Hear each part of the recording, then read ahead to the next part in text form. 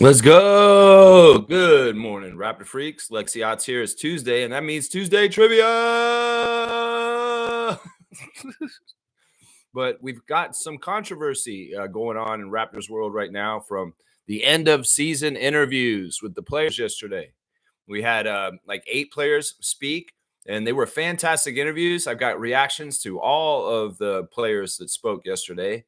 And also, we've got trivia today. We've got the straight goods on the Canadian goods. We got the Instagram stories. We've got this hot mic controversy, which I know y'all are going to want to talk about. Lots to do today on the Raptor Free channel. Let's go. Your best place for daily Raptors, everything, news, notes, and reactions. And that's what we're all about today. I do want to get into the trivia sooner than later. I know you guys have a lot of comments already. Trevor J's talking about Jamison battle, and Bryce is right there with 59 games. I want that to be the last comment before we start the trivia. We will talk about the hot mic stuff extensively after the trivia. I just want to read through the first comments, and then we'll go right into the trivia, and then we'll do more comments afterwards. So I'm going to ask for a moratorium on comments for the next little while, just so we can get through there. All right, let's start with Kareem's first, actually, this morning. Let's see. Kareem Thomas, dunk champion. He's saying, people are saying this hot mic was pretty hot. We'd love for people to get exposed. Yes, and I'm trying to figure out who it is because I'm pretty good at knowing voices. And I do think that some people should lose their jobs from yesterday. I do. Some people are saying, no, it's not a big deal. They didn't really say anything. Oh, they didn't know there was a hot mic on. Bullshit. None of this stuff matters. If somebody is making fun of somebody for the way they speak, that is not a good thing. Now, there's controversy about whether they're actually making fun or they're saying he's made progress. That sounds negative shit, what they're saying on that hot mic. That's not friendly talk. That's the degrading talk that I hear in their voices. That is not supportive or loving or positive talk. Those are snarling little jackals and hyenas. Ha about bullshit. And that's what I'll say on that. I mean, it may be that they didn't have any ill intent, but you motherfuckers are on notice now, and we know about what you're doing. And in some ways, the negging of the players to their face in the interview room, in some ways, y'all are going to have to start treating them with better respect. And that's where Raptors Nation is going to come at you, press corps, with understanding this. This is your warning. Seriously. You guys are probably hearing it today from all kinds of places from Raptors fans, and rightfully so. In some ways, you might be hearing it from your bosses. Rightfully so. If you said Jonathan Mobo is dumb or young, either one, it's not totally clear. It doesn't matter.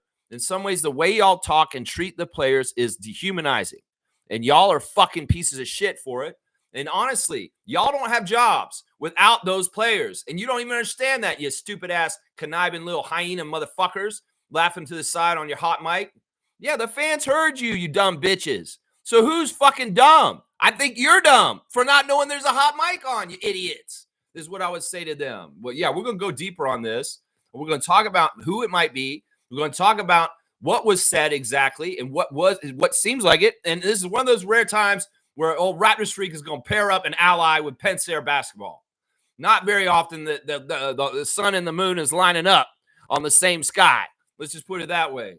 So, yeah, let's see. Trevor J saying, when you choose yourself first, your energy shifts. Your boundaries strengthen, your confidence radiates, and suddenly the things and people aligned with your worth start showing up. Stop waiting for others to pick you up. Validate you and see your potential. Pick yourself first, and everything else will follow. Boom, goes a dynamite, Trevor J. There you go. A belief in yourself is important. And in some ways, you know what? If you have a belief that derives self from yourself, you are unstoppable. Because in some ways, you know, the more you can do by yourself, the more autonomous and more self-sufficient, the more badass you can be. Let's just say that. Trevor, thank you for your words of wisdom. As always, I appreciate you, Commissioner Fun, and all the great things you've done for this channel, man. Really, yeah. He's saying whoever was talking bad about Scotty, they should be banned from the Raptors media, and we as Raptors fans have the power to do that. Yeah, I think that this is a big controversy. Some people are saying, what are you guys making a big deal out of this? Well, you motherfuckers, we've been hearing y'all on the hot mics for a couple years now. This isn't the first time this shit has happened. You guys are idiots, honestly. Y'all need to know the mic is on. If the press conference is live for Raptors Media Days, the mic is on in between, and we will hear your dumbass little jokes and comments.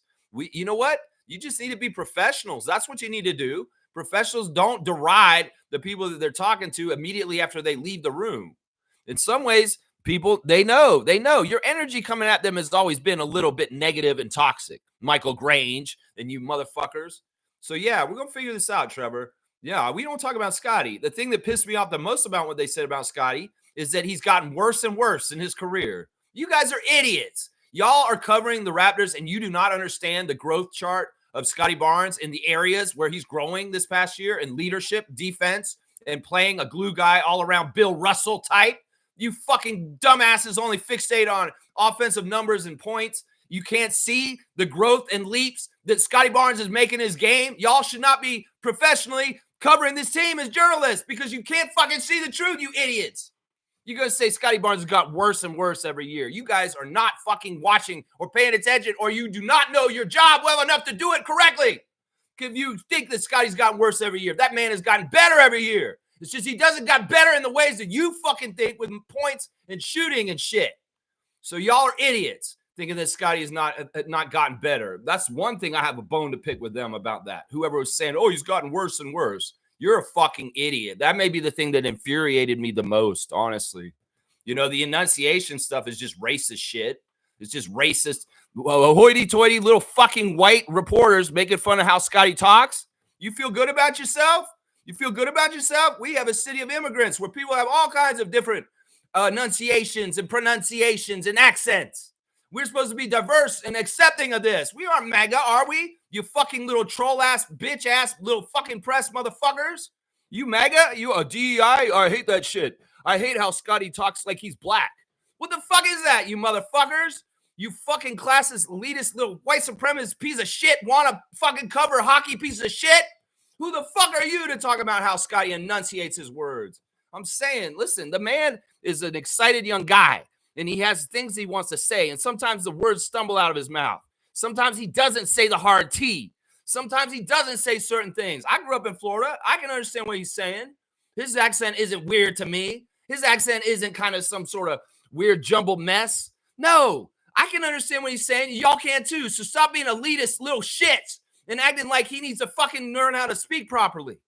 That's what I say to these pieces of shit in the you know, some people say, oh, you guys are blowing out of proportion. You're talking about too much. This is a non-story. Sounds like some fucking journalists jumped into Reddit and added their own little comments to try and put the fire out is what it sounds like.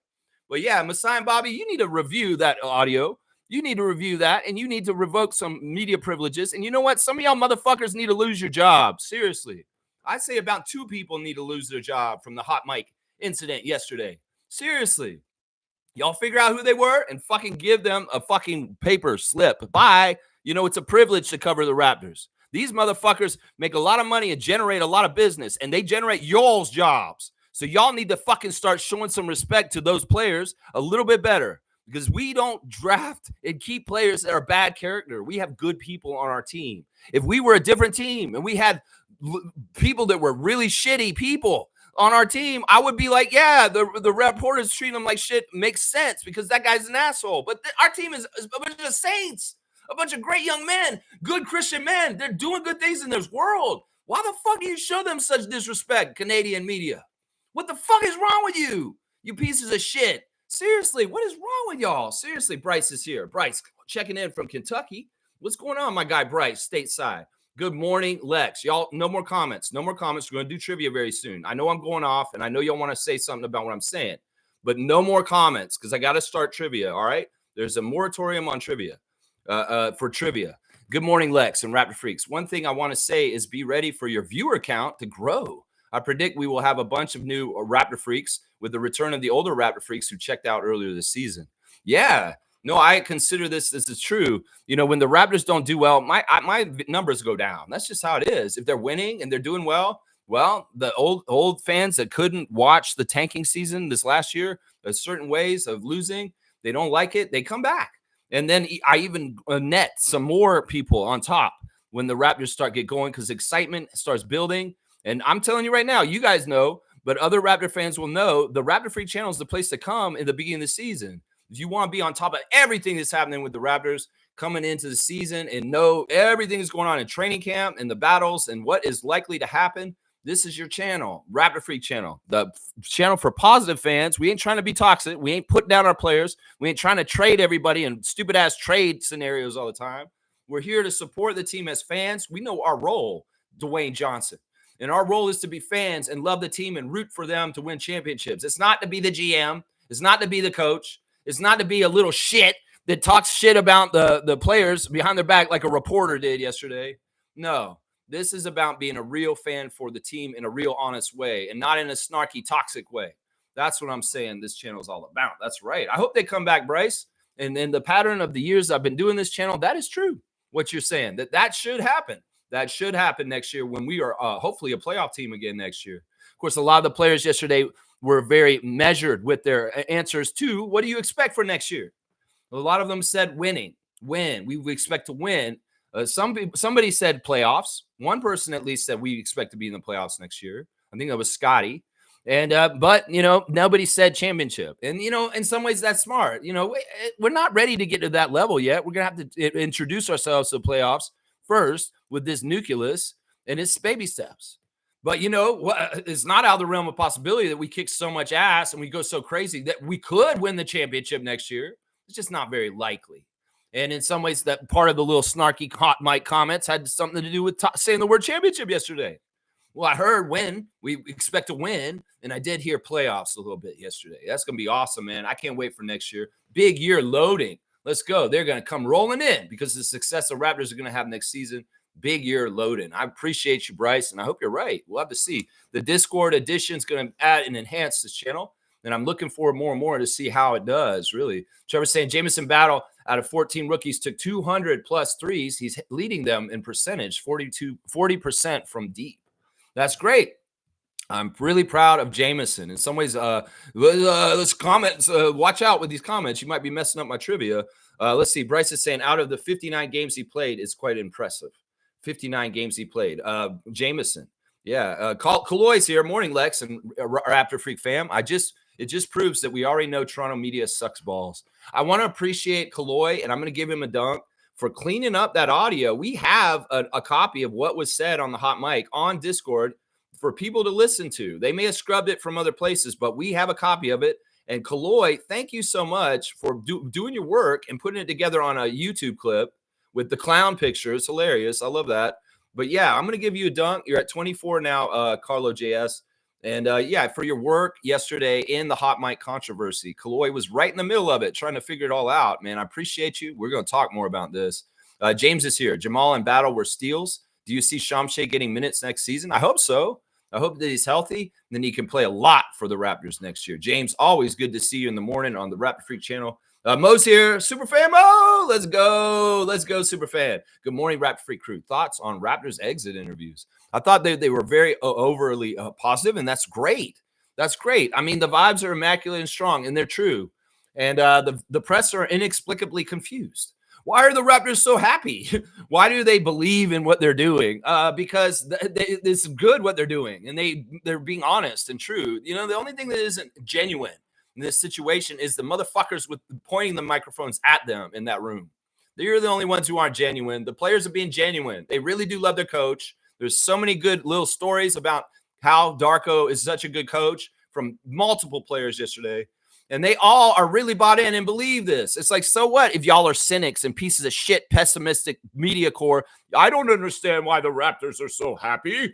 Oh, Michael Grange, what the fuck? Why don't you see that they know that they're building towards something worthwhile and they trust their coach, they trust their teammates, they like their situation? What the fuck is broken with this? The media is broken is what the problem is here, because the players are fine. The players are happy. The players are impervious to your bullshit. Let's just put it that way. That's where I'm at with that. Good morning, Mo. I love you. I love you so much. Fiercely saying, good morning, fam, and happy Tuesday. The press conference was atrocious. Total lack of professionalism, complete embarrassment. Yes, yes, and yes. Whoever said that shit, you should be feeling the heat right now. You should be really fucking worried.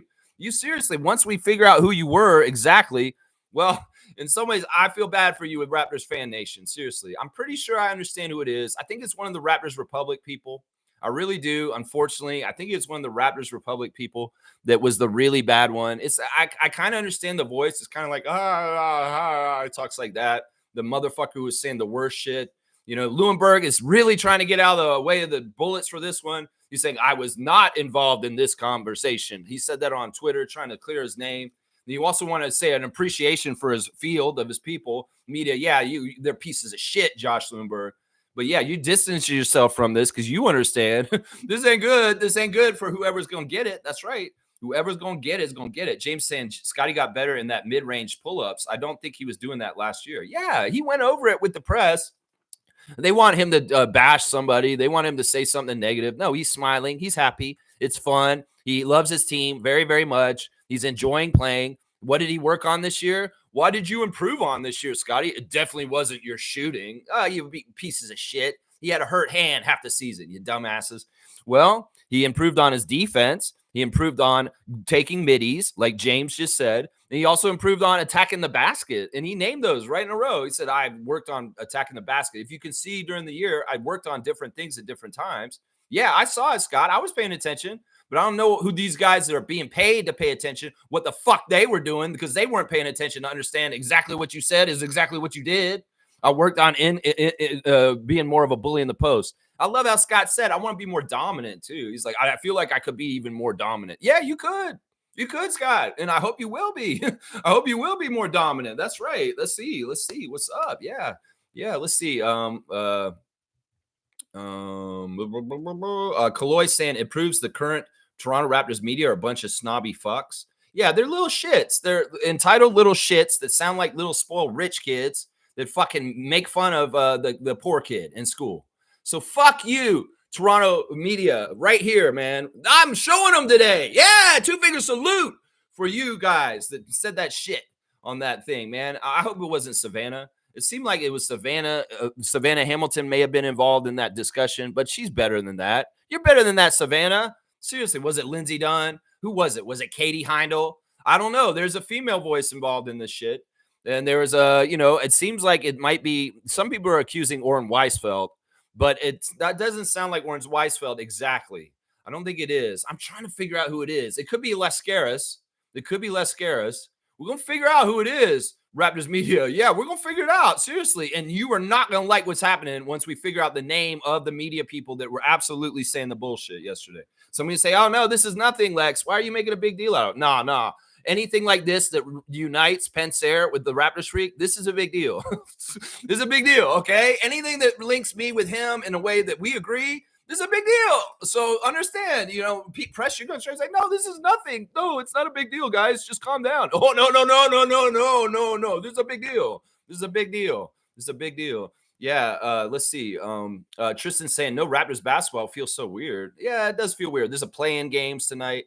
2 play-in games. We'll have to see who wins tonight. I'm kind of rooting for Atlanta, and I'm kind of rooting for the team against the Warriors, which is who are they playing today? They're playing the Clippers or something. No, they're not playing the Clippers. I'm rooting for. Why don't I just go look at it, Lex? I'm rooting for Memphis. I'm rooting for Memphis and Atlanta. I'm rooting for the 2 away teams today. Yeah, I want the Grizzlies to put the Warriors out right now, or at least put them into the lower play-in. That was happened there. Yeah, I'm fired up. A little bit fired up, Tristan. Of course, a little bit fired up. I don't like people making fun of my man, Scott. No, not with that bullshit. And, this is a thing. The players are aware of this hot mic incident. And they're aware of this shit. And in some ways, they're enjoying this. I'm going to say this right now. Scotty sees how his army comes to his defense. He's very happy. He's very, very happy about this. Because seriously, these media guys are trolls. On the download, they are fucking gaslighting our players all the time in their questions and the way that they disdainfully come at them with energy. And in some ways, when this kind of shit happens with a hot mic and everybody, I wasn't even there. I was in the yard trying to fix the bird feeder. And this shit was going on inside. And I saw y'all freaking out on Discord. And I'm like, what's going on? And then I went and thank you to Chloe once again that I got to hear it before they scrubbed it. So I heard what they said. That's right. Someone's saying what it was said about Scotty. They're talking about how he talks. They're saying he can't enunciate or something like that. It's not totally clear. Some of them saying some are saying that they're actually complimenting him, that he's actually speaking better than he used to. But honestly, I'm gonna be very honest right here. Scotty was not the clearest speaker yesterday. He was a little bit excited. He seemed a little tired. Let's just put it that way too. He seemed like a couple of players in their interviews yesterday did not seem like they were fully rested and maybe a little airheaded because they were a little tired. You know what I'm saying? And Scotty was a little flighty. And in some ways, his sentences were not totally strung together exactly like in clear ways, maybe not in Canadian English ways. In some ways, I come from down south and I have a vernacular. I have a way that I speak. And maybe sometimes it sounds lazy or sloppy. But, if you can understand what I'm saying, if you're gatekeeping through the way people talk and their accents, well, that's just racism and discrimination is what I'm saying. So, I mean, if they're saying that they're proud of Scotty for making gains and progressing as a public speaker, that's nice. But the energy and the way you say it sounds like conniving little shits. Doesn't sound like a supportive reporter that's saying, I'm so proud of Scott for how he's much better on the media. He's come a long way. No, that's not what that sounded like. It sounded like enunciation. You hear how he talks? That's the energy that y'all had yesterday. So don't even try and cover it up saying that, oh, you were being trying to talk nicely and saying something positive about him.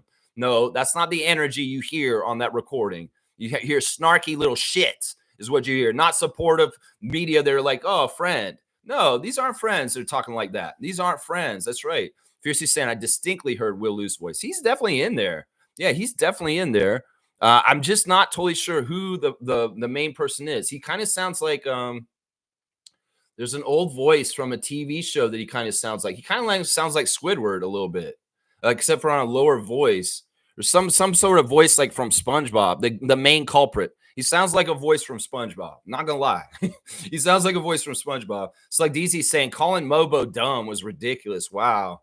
Yeah, I mean, they're not totally sure if people said dumb or young, but once again, the energy behind the words that you can tell they're negative and not supportive. They're derisive and cackling kind of bullshit, bullying kind of energy.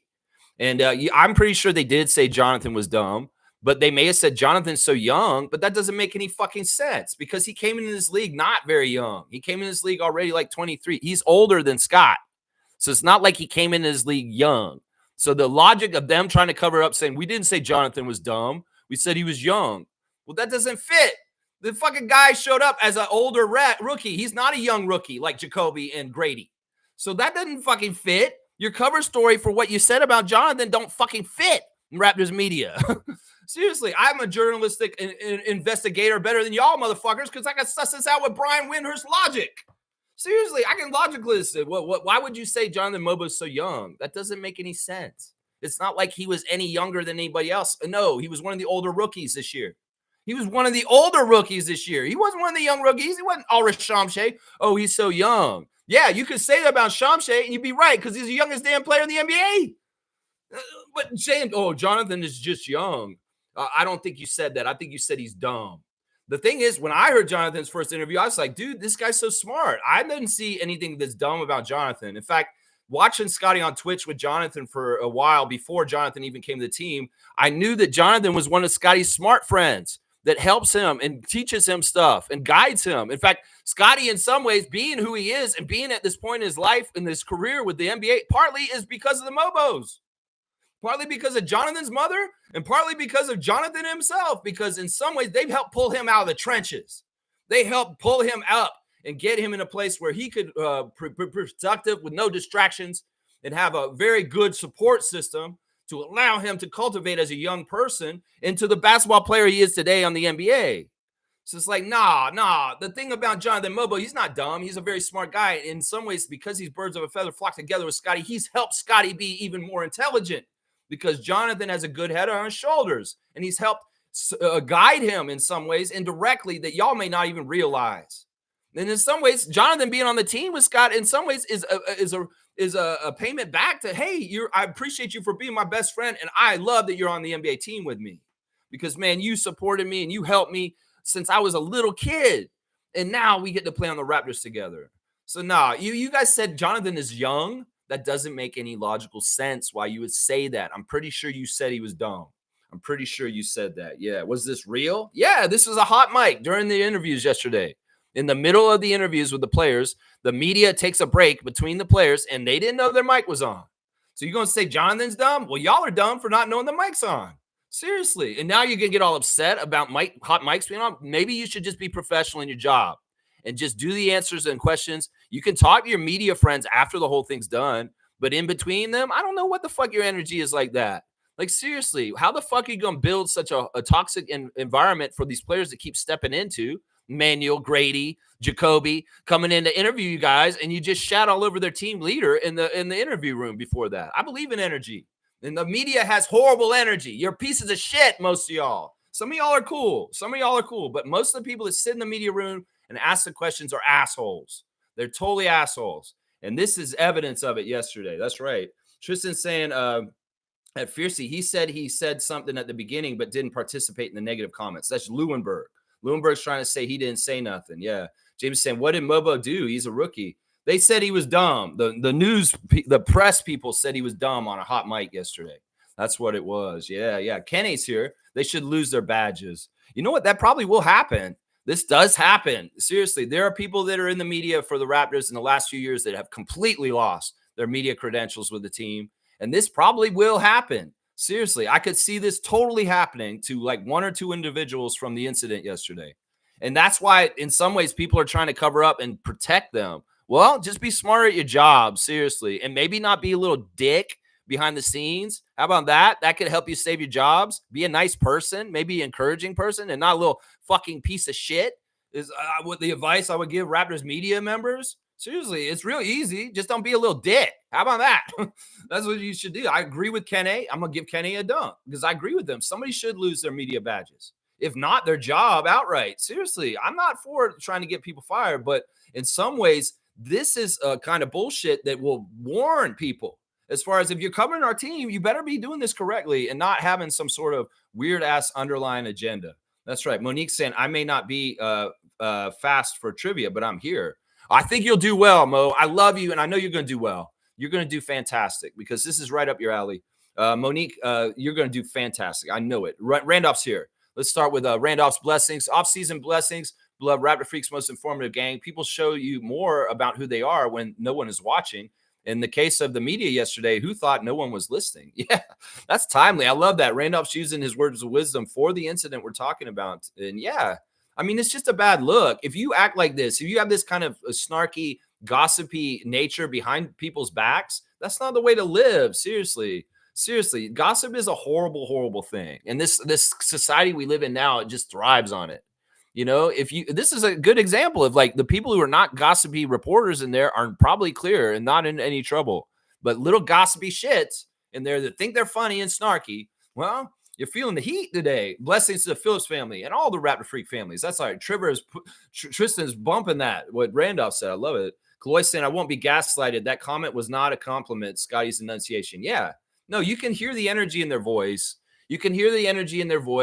And in some ways, like, look, I get it. Scott is sometimes difficult to follow. In some ways, he stops mid-sentence, then he'll go on to another subject. And he may have said one word wrong, natural or something like that at one point.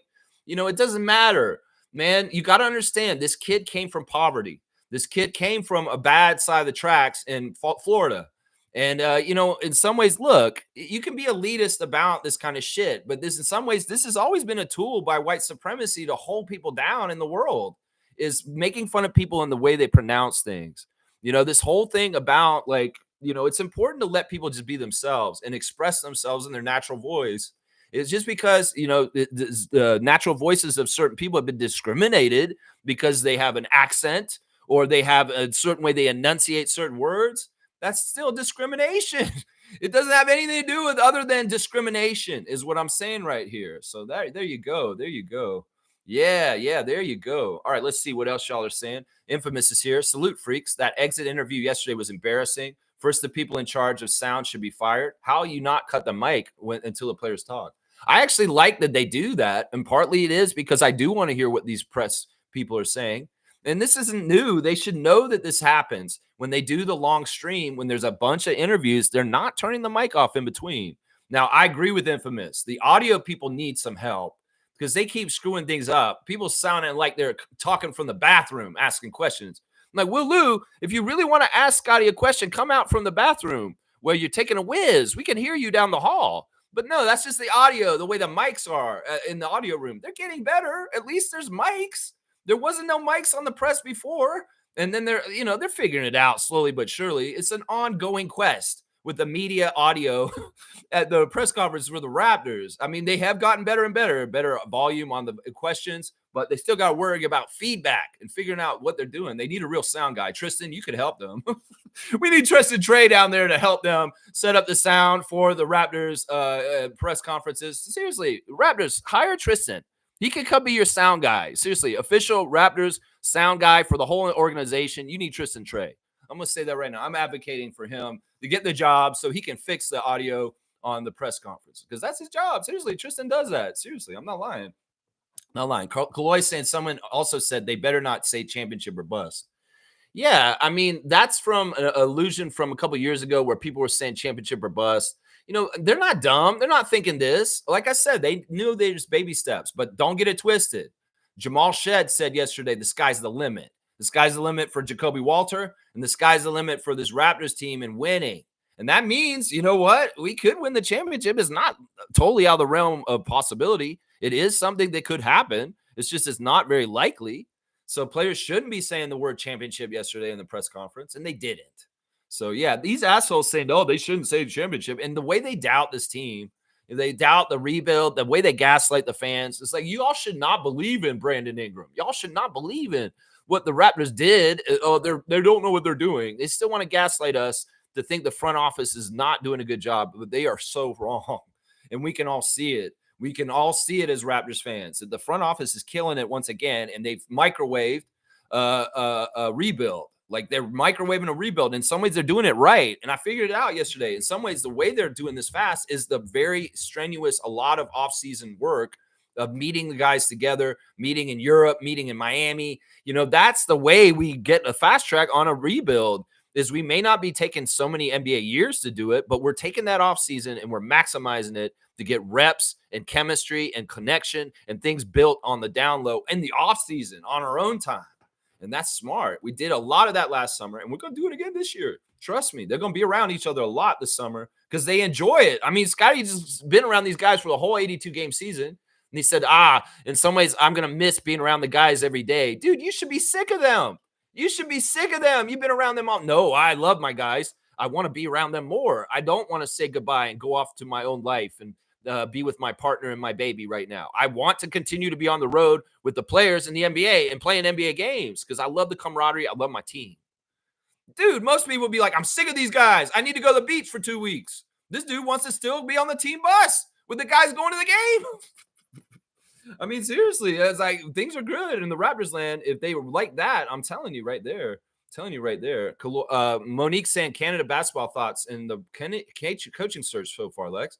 The way I stand on this is I like Gordon for the number 1 pick, Jama second, and Nate Mitchell third. That's my hierarchy for my favorite picks for Team Canada's next men's senior basketball coach.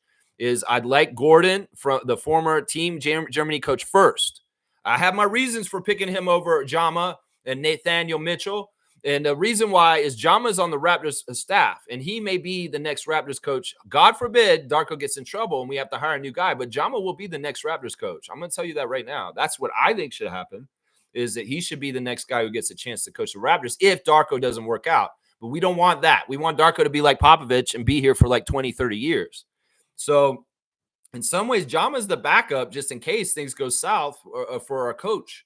And in some ways, we learned the lessons with Nick Nurse about having the same coach as the Raptors and Team Canada is just not a good thing because we got in a bad place with Team Canada because of him leaving the Raptors.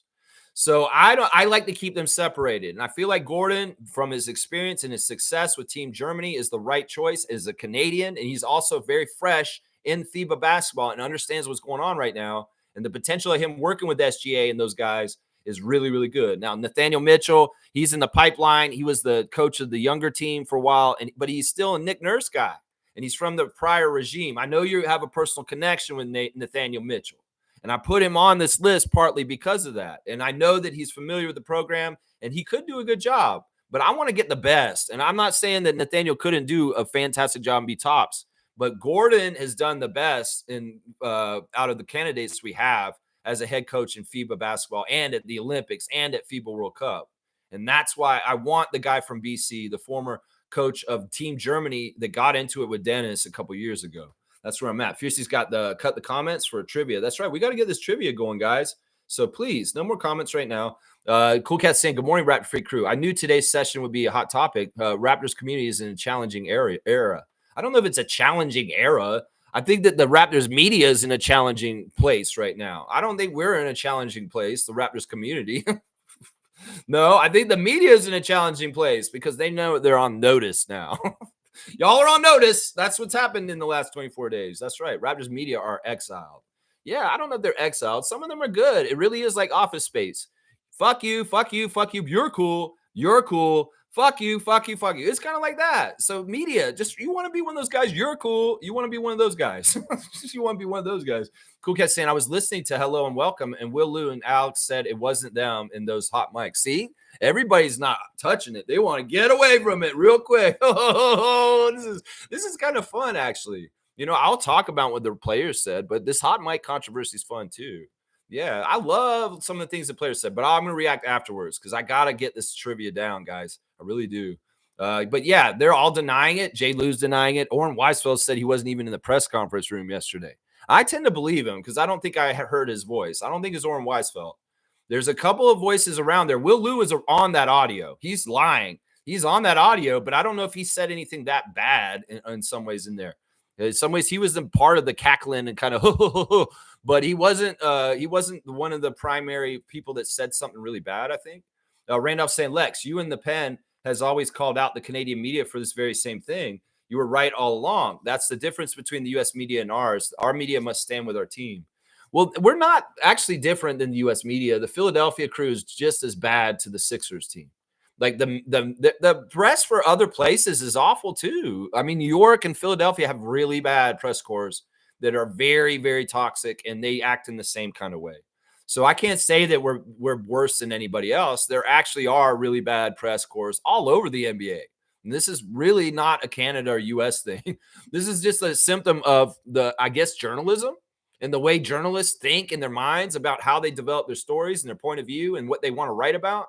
Half the time they germinate from a seed of negativity and toxicity and trying to pull things apart and saying, well, I'm not going to get clicks from writing about happy stuff. I need to find the controversy. I need to find the conflict. I need to find the coach that's hating the player, that kind of shit.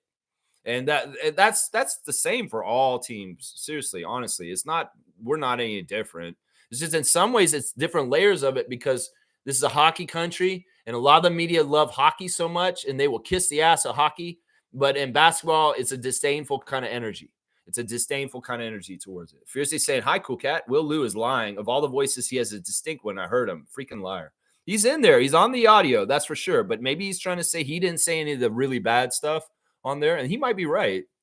Infamous saying, like I said, he was using the remaining games to work on his game. If you're not excited for next year's team, I'm sorry, you're not a true fan. Scotty let it slip that we're going to add another major piece. Yeah, he said a couple of things. I love it, man. And Scotty is really happy. That's not fake. And seriously, if you go and look at his end of season interviews from years past, this is a different kind of energy around him. It's a very confident, positive, very excited energy around Scotty going into the postseason. Stargate saying, all of you already know how I feel about the basketball media and the sports media in general in this country. So all of this is not surprising. They have little to no respect for basketball. Yeah, and we were reacting yesterday on Discord. I got to talk to Stargate a little bit about this. We were watching wrestling yesterday. It's so fun. I enjoyed watching the wrestling with you last night, Stargate. Going back to the old classics. You know what? As soon as you left, there was a match with Andre the Giant that came on right afterwards. And man, it was so crazy. I even saw Midnight Express. You were talking about their theme song, and it came on later. And I was like, yeah, Stargate loves the Midnight Express theme song. But yeah, the classic wrestling watch party on Monday nights, y'all should join me if you are a wrestling fan. And you can ask Stargate. There's a lot of like great stories and history retelling during that session with him and I. And like I really got to flex my pro wrestling historian muscle with Stargate. And I loved it, man. I loved hanging out with you for those couple hours yesterday. That was really, really fun. And I hope we can do it with more of y'all in the future. But Stargate, man, so awesome to hang out with you yesterday, man. So awesome. Bryce is saying Infamous. He's talking about the draft. I believe. I could be wrong. Which one? I'm not totally sure what that comment's about. Wayne's here. Morning, Raptor Freaks. Do we understand that these are young adults? I put my criticism on the North American media who insist on interviewing when players and coaches are actually working. Yeah. The other thing is that, that it's just elitist shit. In some ways, it is really kind of like bullshit. It really, really is bullshit. I mean, they were coming down on Brandon also. At one point, they were joking about, is anybody going to tell Brandon to stop whispering or something like that? Who's going to train Brandon on to speaking up? Is kind of what they were joking about. Man, y'all seriously turn your mics up or something like that. I mean, seriously, Brandon is just a quiet, soft-spoken man. And in some ways, you got to allow him to be who he is. Some guys are going to be more jubilant and project like Jamal Shed. And some guys are more quiet into themselves like Brandon Ingram. Accept people for who they are, press. And if you really have a problem with how loud Brandon Ingram speaks, you should just turn your mics up so you can pick him up. And we can pick you up afterwards and hear your stupid ass shit. That's what I want to say right there. Trevor's giving me my cutoff for trivia. That's right. We got to do this trivia. Jillian's here. Morning, freaks. Okay. Jillian, good to see you. Stargate saying, what I'm waiting for is to see if there are repercussions. And I hope Bobby or Masai addresses it in their exit interviews. These people need to be checked. Yeah, they'll be on today. In fact, I'll probably butt up on them in the next little while. They're probably going to start soon. And I may lose y'all. I understand that. But I want to get this trivia out of the way. Jill's saying 10 o'clock, time to eat breakfast. Okay, I ate my breakfast before I started. All right, and Mo's saying reason why I asked because all those interviews with Oren are reference to a coaching search recently. Yeah, no, I like that you're thinking about the Team Canada coach, and there's more talk about filling that vacancy sooner than later. And I'm totally like the subject, and we will definitely cover it when the announcement of who gets hired is. But those are my three best candidates, and those are the ones I like the best. And those are the three I'd like to see get chosen from. I want it to be one of those three guys. I feel like one of them has a legacy with the team, Nathaniel. I feel like Jama is the hotshot young Canadian that is coming up in the Raptors ranks. But in some ways, I don't want to totally get him tied in with Team Canada, as nice as that would be. And that's why I like Gordon Hebert. I think that Gordon Hebert has been recently very successful in FIBA. And that's why I pick him in some ways. That's why I pick him. Stargate saying that Fiercey, Will Lou is a corporate anus licker. He's a little punk ass. I don't totally say that about him because he got kicked off his show that was corporate. And in some ways, he fought the power maybe. I don't know totally why he left. Why did that happen? Were they anti-DEI and said, no, we don't want Asian guys hosting our Raptor show? Is that some fucked up shit that happened in Rogers? No, we need white people hosting the basketball show. No, I wouldn't put past that bullshit. Seriously. I always wondered why Will Lou walked away from the franchise that he made, the Raptor show.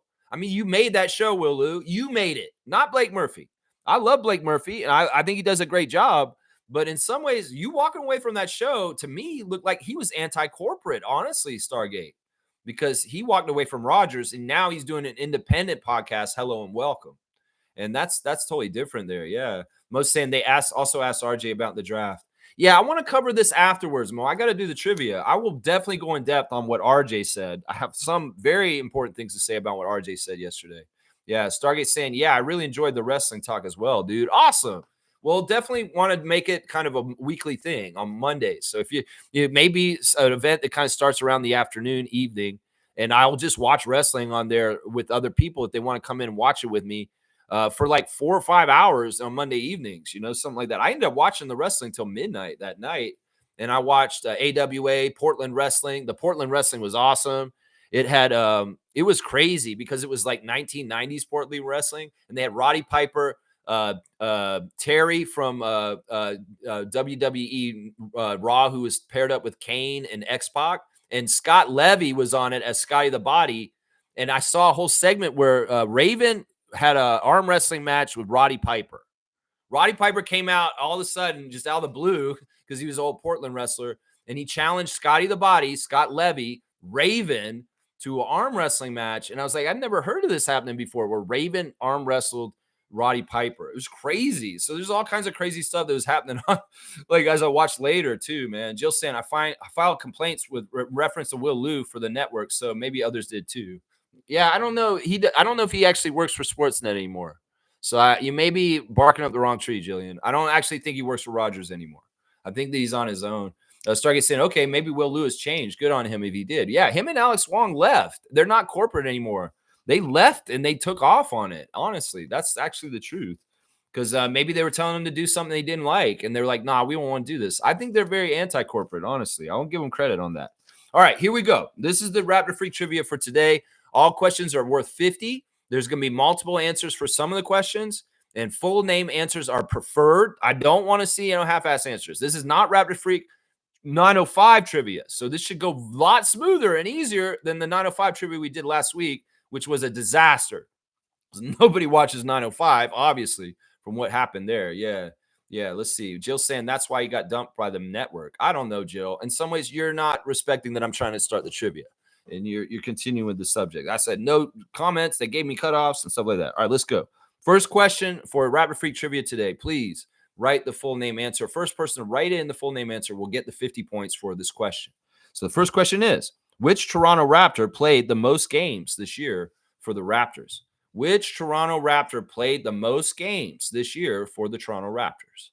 Which one of the guys was the guy who appeared in the most games this season for the Raptors? Not with both, just for the Toronto Raptors, not with the 905 also. So who was it, guys? Full name answers, Tristan. So Blackhawk's going to get it. He vultured it in some ways. Yeah, it was Jamal Shed. Yeah, Jamal Shed played he didn't even play a whole lot. He played 74 games. He didn't even get this 82. It's crazy. I'm going to give Mo points too because she wrote in Jamal. So she's in there right there. Yeah, RJ is not right, guys. And it's not Mobo. It is Jamal Shed. He played the most games for the Raptors this season. All right, question number 2, guys. Which one of the Raptors got the most chains of all the players this season? And hit the live button, y'all. Hit the live button so you're not behind.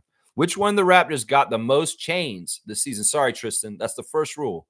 RJ, see, you're breaking the rule, Nins. Full name answers. You got to write the full name. It's not RJ Barrett. RJ Barrett did not get the most chains. Trevor, you're breaking the rule. Jillian's going to get this one. She's the first one to write the full name in. It is Scotty. Scotty got 6 chains. That was the most chains this year. Jillian is going to win this one because she's the first person that wrote in the full name, Scotty Barnes. So that's what I'm saying. Y'all can't half-ass this. No, Kareem knows this rule. No half-assing the answers. You guys got to write the full name in, or you will not get the points. All right, next question. Who shot the best? Hang on. I got to make sure I do this right. Who were the top 3 shooters at field goal percentage for the Raptors this year? Who were the top 3 field goal percentage? And there's no minimum. They could have shot any point. Yeah. Fiercely, you see your answer first. I see Jillian first. I'm sorry. Mine counts first. Jillian's ahead of you. Yeah. Jamison Battle on the shooting. Nope. It's not Jamison as one of them. Jamison Battle is not one of the top field goal percentage. It's field goal percentage. Jakob Pertl's number 1, and Bryce will get that one. It's Jakob. There's 2 more names, but I will say this. The 2 more names, they're not necessarily players that ended on the season with us. This is the whole year. So there's players that played on the Raptors throughout the whole entire year that can be answers to these questions. They were not on the team at the end of the year. So be realizing that. Pertl is right. Abaji is not right. Quickly is not right. Barrett is not right. So y'all are going to have to really look. Pertl is right. He's number 1. Bruce Brown is a good guess. It's not right. Dick Gregory? No, it's not Grady Dick. I will say this. One of these guys was not on the team. Davion Mitchell's a great guess. It's not right. AJ Lawson's not right. Yeah, you guys can go remember who was on this team. One of these guys was on the team at the beginning of the year, and he wasn't for a while after that. Orlando Robinson's not right. Kelly Olynyk's not right. Chris Boucher is not right. Another one of these guys is one of the guys who came up from 905. Yeah. Jamal Shed is not right. Dennis was not on our team this year. Kelly Olynyk is not right for this one. It's a big man who was on our team, but he left the team after the first part of the season. Jared Rhoden is right. Fierce is going to get Jared Rhoden is the 3rd highest field goal percentage on the Raptors this year. So Fierce, you'll get Jared Rhoden. Jacoby Walter is not right. The last player is a big who left our team after the first part of the season. Is the 2nd highest field goal percentage for the Raptors. Bruno Fernando's right. Slugged Easy's going to get it. It is Bruno Fernando. So our top 3 field goal percentage shooters for this year, Jakob Pertl, Bruno Fernando, and Jared Rhoden. Jared Rhoden had this 3rd highest field goal percentage, not Brandon Carlson. It was not Brandon. No, those were the 3 right there. All right, next question, guys. Who had the most triple doubles for the Raptors this season? Who had the most triple doubles this season? Remember, full name. Full name. Who had the most triple doubles? You forgot Bruno was on this team this year. I know. Yeah. Scotty Barnes did not have the most triple doubles this year. It was not Scotty. That's a good guess, Nins. RJ Barrett is right. Fiercey's going to get it. RJ had 3 triple doubles this year, and that was the most triple doubles of anybody. I believe Scotty had 1 and Jonathan had 1. So, yeah, RJ Barrett had the most triple doubles this year. 3 triple doubles for RJ is the most for this year. Fiercey's getting that one. All right, next question. Which 3 Raptors shot the best 3-point field goal percentage? All right, which of the 3 Raptors shot the best field goal percentage? Are there repeat answers? No. Jamison Battle's number 1. There are repeat answers. Yes, the players can be answered many times on this. Jamison Battle is number 2 on the 3-point field goal percentage. He's number 2, actually. Chris Boucher is not right. Jamison Battle's right. Oshai is 3rd. Oshai is one of them. So you're getting the 3rd one, Fiercey. Oshai Abaji is on the list. Manuel Quickly is not right. The number 1 shooter for 3 is not answered yet.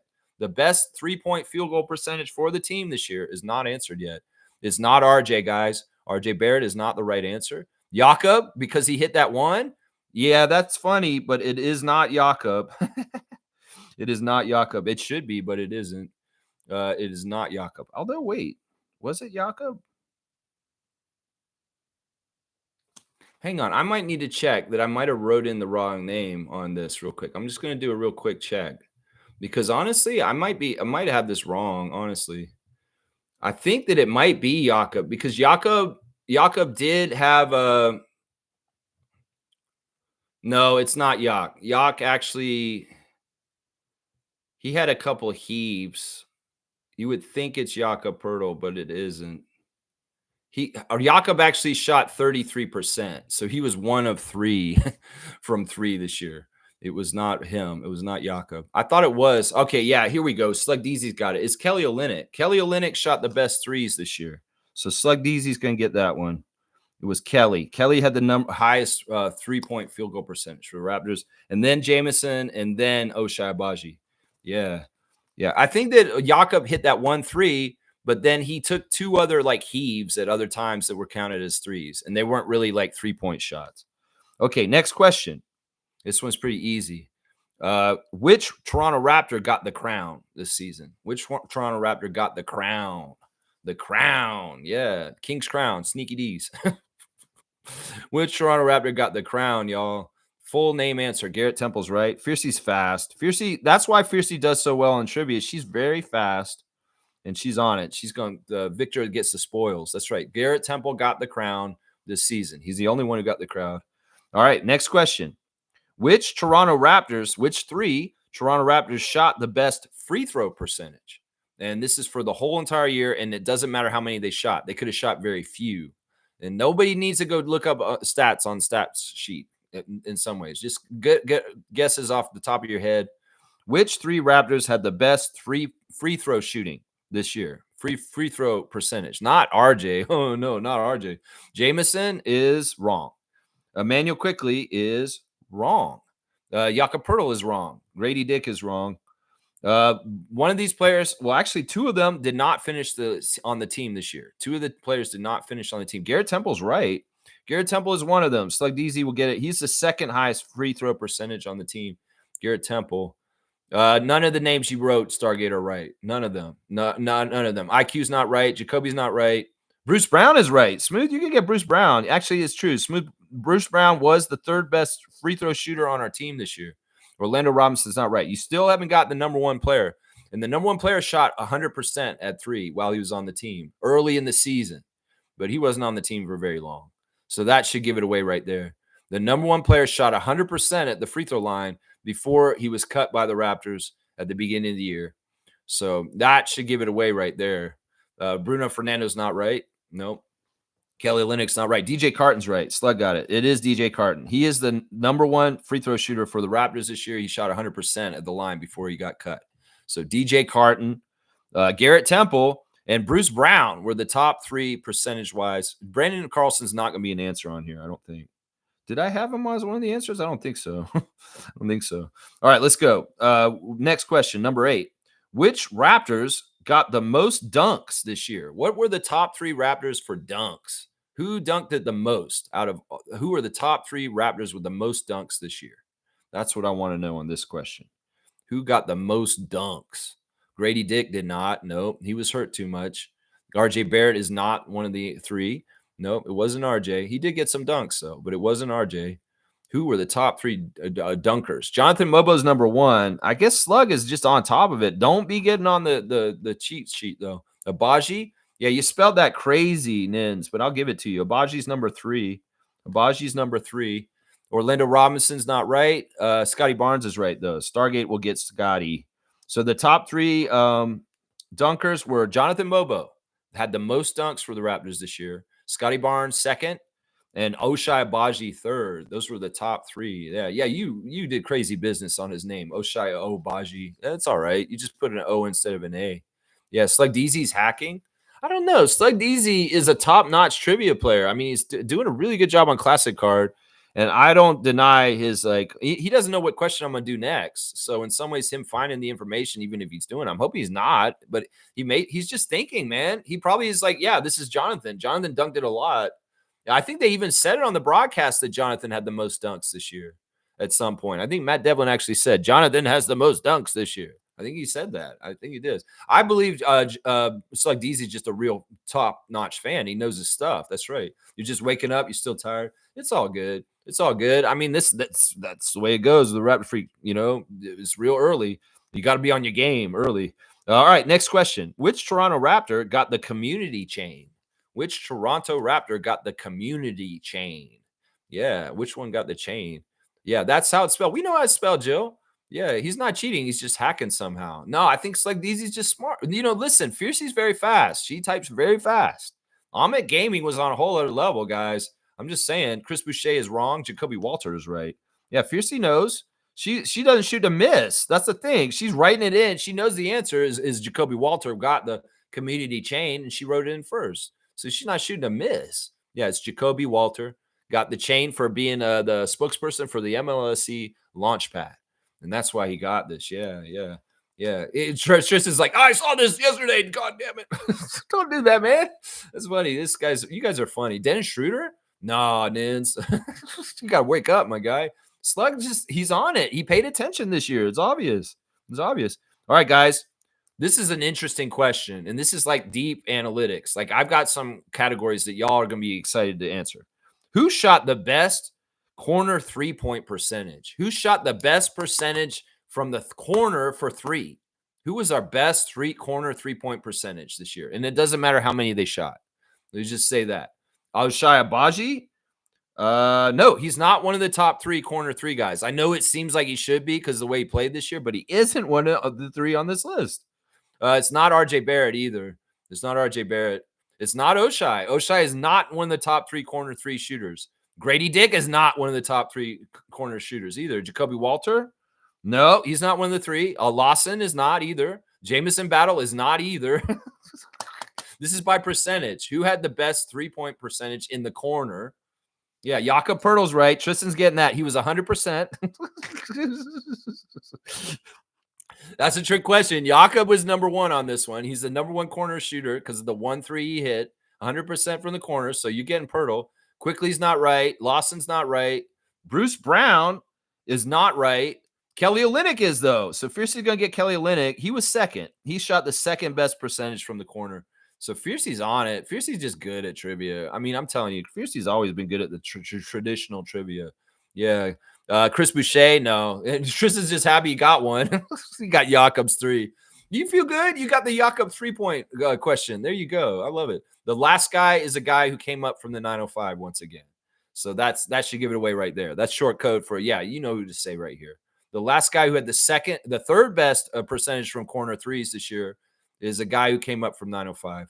Yeah. Fierce is going off. Yeah. This is Fierce's bread and butter. Jared Roden's right. Nins has got it. It was Jared Roden who was 3rd in percentage from the corner. So, yeah, isn't that an interesting list? You would have thought Abaji, because they said that all year. You would have thought Grady or Jamison Battle or something like that. No, the top 3 3-point percentages from the corner were Jakob Pertl, Kelly Olynyk, and Jared Rhoden. Yeah, they shot the best from the corner. All right, let's keep going. It's fine. Good questions. They're all right. All right, this is the next one. Who had the most offensive rebounds this season for the Raptors? Who offensive rebounded the best for the Raptors out of all the Raptors this year? Full name answers, please. There's 3 names on the list. Who were the top 3 offensive rebounders for the team? Do not look it up. If you can, just go off the top of your head and think about who it would be. Scotty Barnes, Nins? You can get Scotty Barnes. Yes, he's number 2 on the list. That is right. Of course, Scotty Barnes is on there. Chris Boucher is not. Jonathan Mobo is. He's 3rd. So Nins is cleaning up a little bit here. Our admin is getting some points today. Let's see. Jakob Pertl. Yeah, Stargate's got the last one. It is Pertl is number 1 with the offensive rebounds. Scotty 2nd, Jonathan 3rd. So that's the orders. Jock, Scotty, Jonathan, top offensive rebounders for the team this year. Not Chris Boucher, unfortunately. No, he's not on the list. All right, next question. Which 3 Raptors had all right, this is an interesting question. They keep the stats of the distance that the Raptors shoot from. So which of the 3 Raptors shot from the furthest distance on average of all their shots? Saying that on average, they shot the furthest away, the distance in all their shots. Which 3 Raptors were shooting the furthest on average from the basket? Yeah, Emmanuel Quickley. Yes, he's number 3 on this, Fiercey. Emmanuel Quickley is number 3, of course, with his logo pull-ups and transition. He's number 3. Jamal Shed, Bryce? No, he's not on here.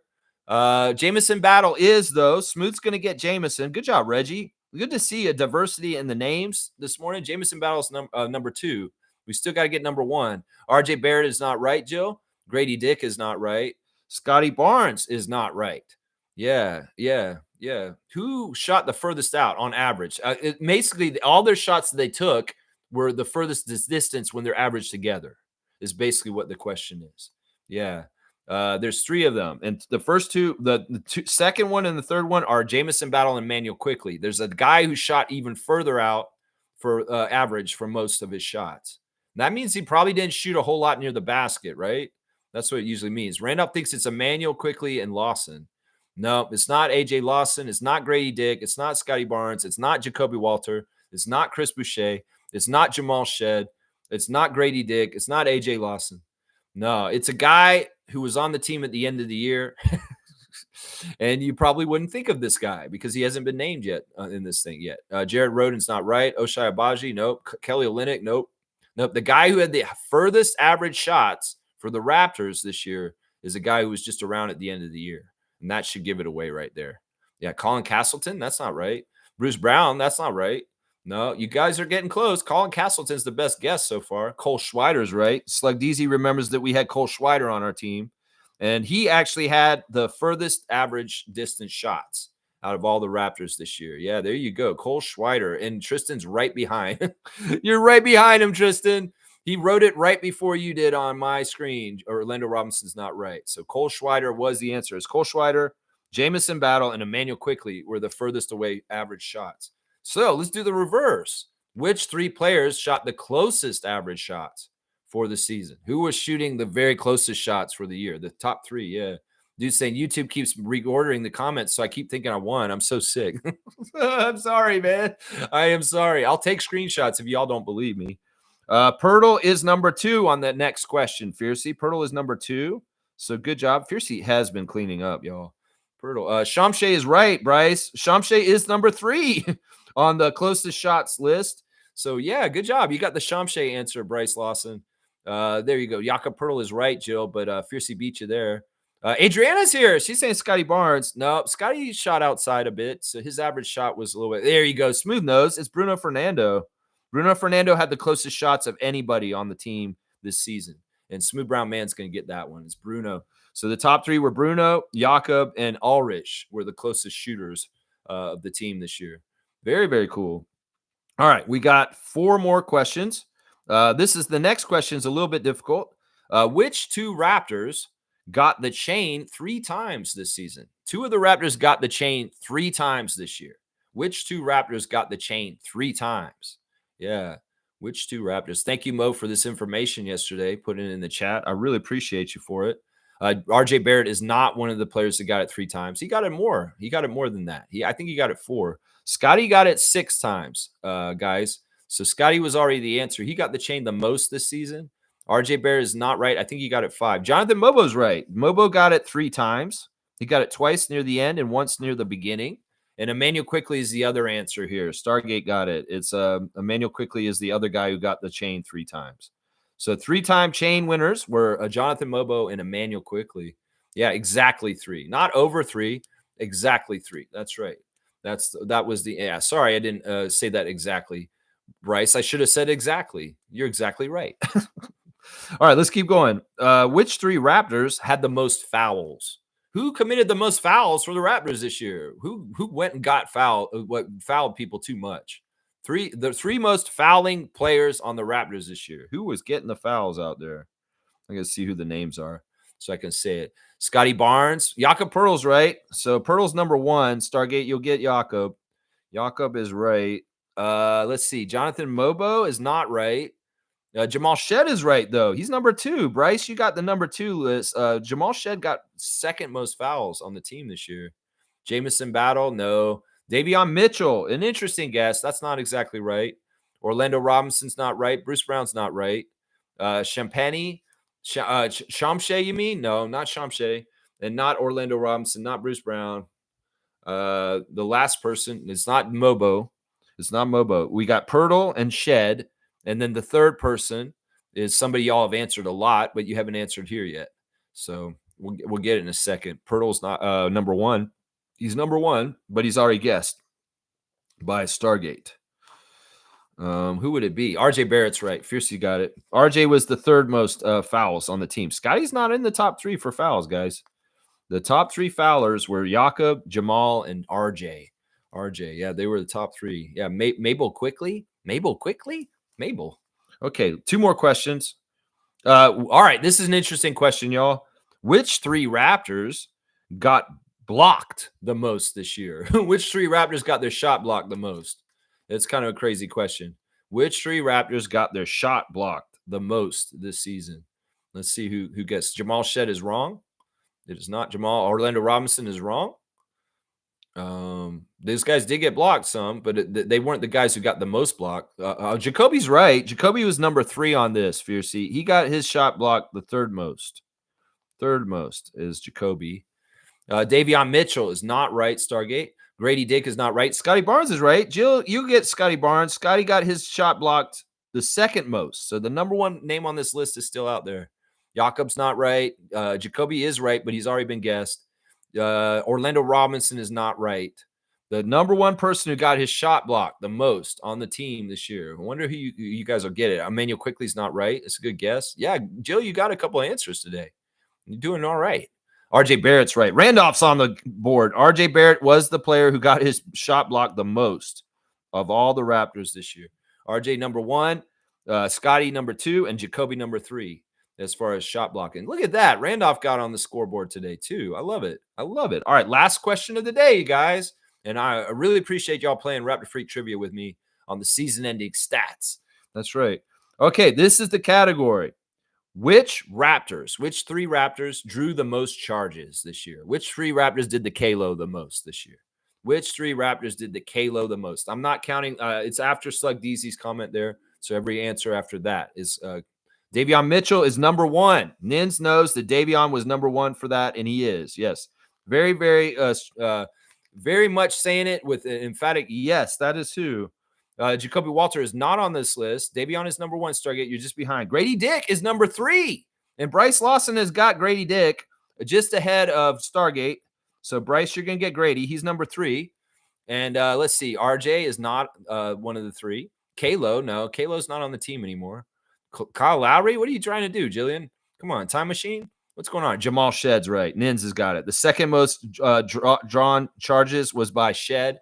So it's Mitchell, Shed, and Dick were the top 3 Kyle Lowry charge takers for this season. Yeah, Shed, Jamal Shed, and Sheed, Jamal Sheed. That's all right. A little homage to Rasheed, Rasheed Wallace.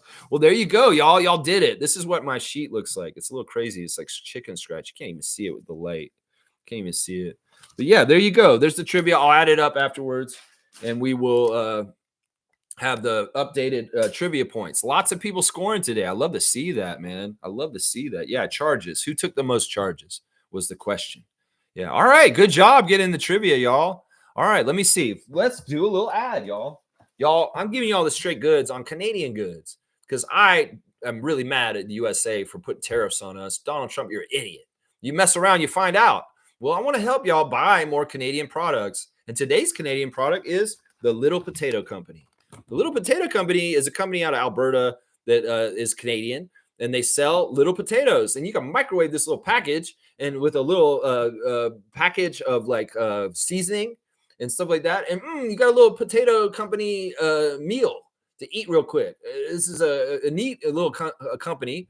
They do business in the U.S. They do have some business in the U.S., but this is a Canadian-owned company, and the profits and the people that work for this place. The product is the potatoes are grown mostly from up here, but you can support a Canadian company, the Little Potato Company, by if you want some sort of little potato package. You can microwave this. They've got really cool like art and just a nice little. They're all about sustainability and like doing things without additives and preservatives. So yeah, the Little Potato Company. That's a brand that you guys could support. It's a Canadian brand if you want to get potatoes. So here's your Canadian potatoes, y'all. The Little Potato Company. The little company that could. That's right. All right, let's see. Yeah, great job, fam. Great job, fam. Good job. That's right. That's right. Little potatoes are quick to prepare. I sprinkle spices and olive oil and bake them 20 to 25 minutes. Yeah. Yeah, this is like fast. This is like microwave. You can do this fast. I think that you can get this thing ready in like 5 minutes, the Little Potato Company, but they come with the spice packet in it. So you can just add it in there, mix it up. That's right. Trevor J saying the Dallas Wings had the #1 pick last night, and they picked Paige. Yeah, Paige Buckers, the #1 pick to Dallas. We saw, as you guys posted in the chat, I appreciate it, that the young lady Ejim got drafted to the Pacers. So our Canadian content going into the WNBA. Yeah, you know what? It was a good draft, it seems. And man, I just can't wait for our team to get here. Tempo, baby. It's all about the Toronto tempo for me.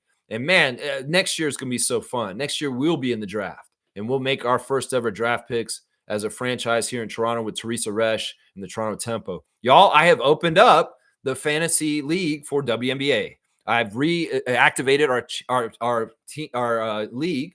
And you know what? We could add some people in there right now if y'all want to. Seriously, the league is open. I'm going to get now, this is what I'm going to say. I do not want anybody joining this league if you're not going to try and play, because this is the thing. There's only 10 spots.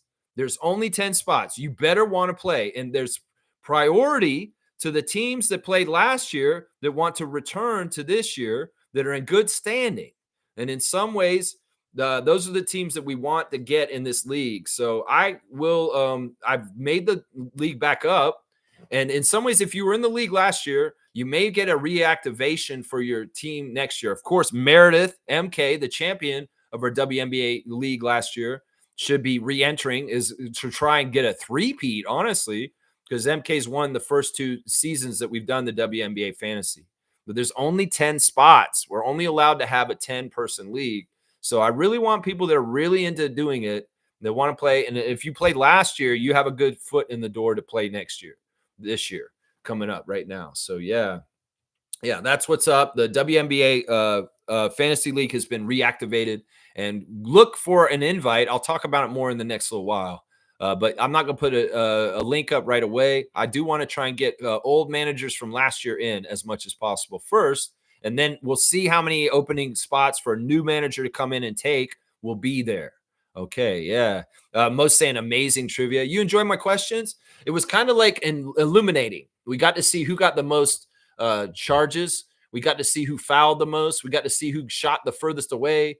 Those are kind of cool categories, not the normal ones. I didn't ask y'all who led the team in assists. I didn't ask y'all who, led the team in some of the easier stat categories. I tried to do different ones this time that were a little bit more fun. Yeah, Fiercely saying, I went off the stream when they mentioned Scotty's lack of enunciation. I said he's a player, not a poet. Yeah, once again, Scotty can be very clear. I like how RJ approaches his interview. He comes up there and they ask him a question. He doesn't answer right away. And this is what I taught Scott too during Twitch. I was saying, Scott, you don't have to answer them right away. If you feel like you say too much in your media and social speaking, you can just like pause. Don't say anything. And when your words are ready to come out instead of ums, then say something.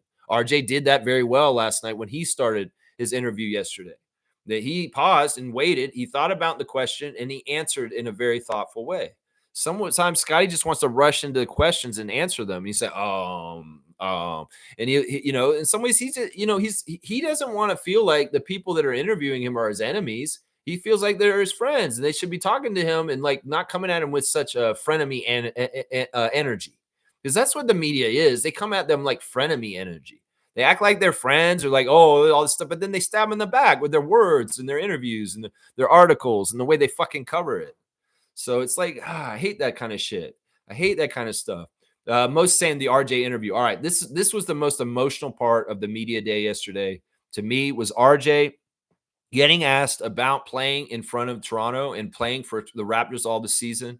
And he explicitly just put it out there saying, I'm living a dream. I mean, you can tell that AJ and RJ, it's a little bit different the way things are for them playing for the Raptors than the other players.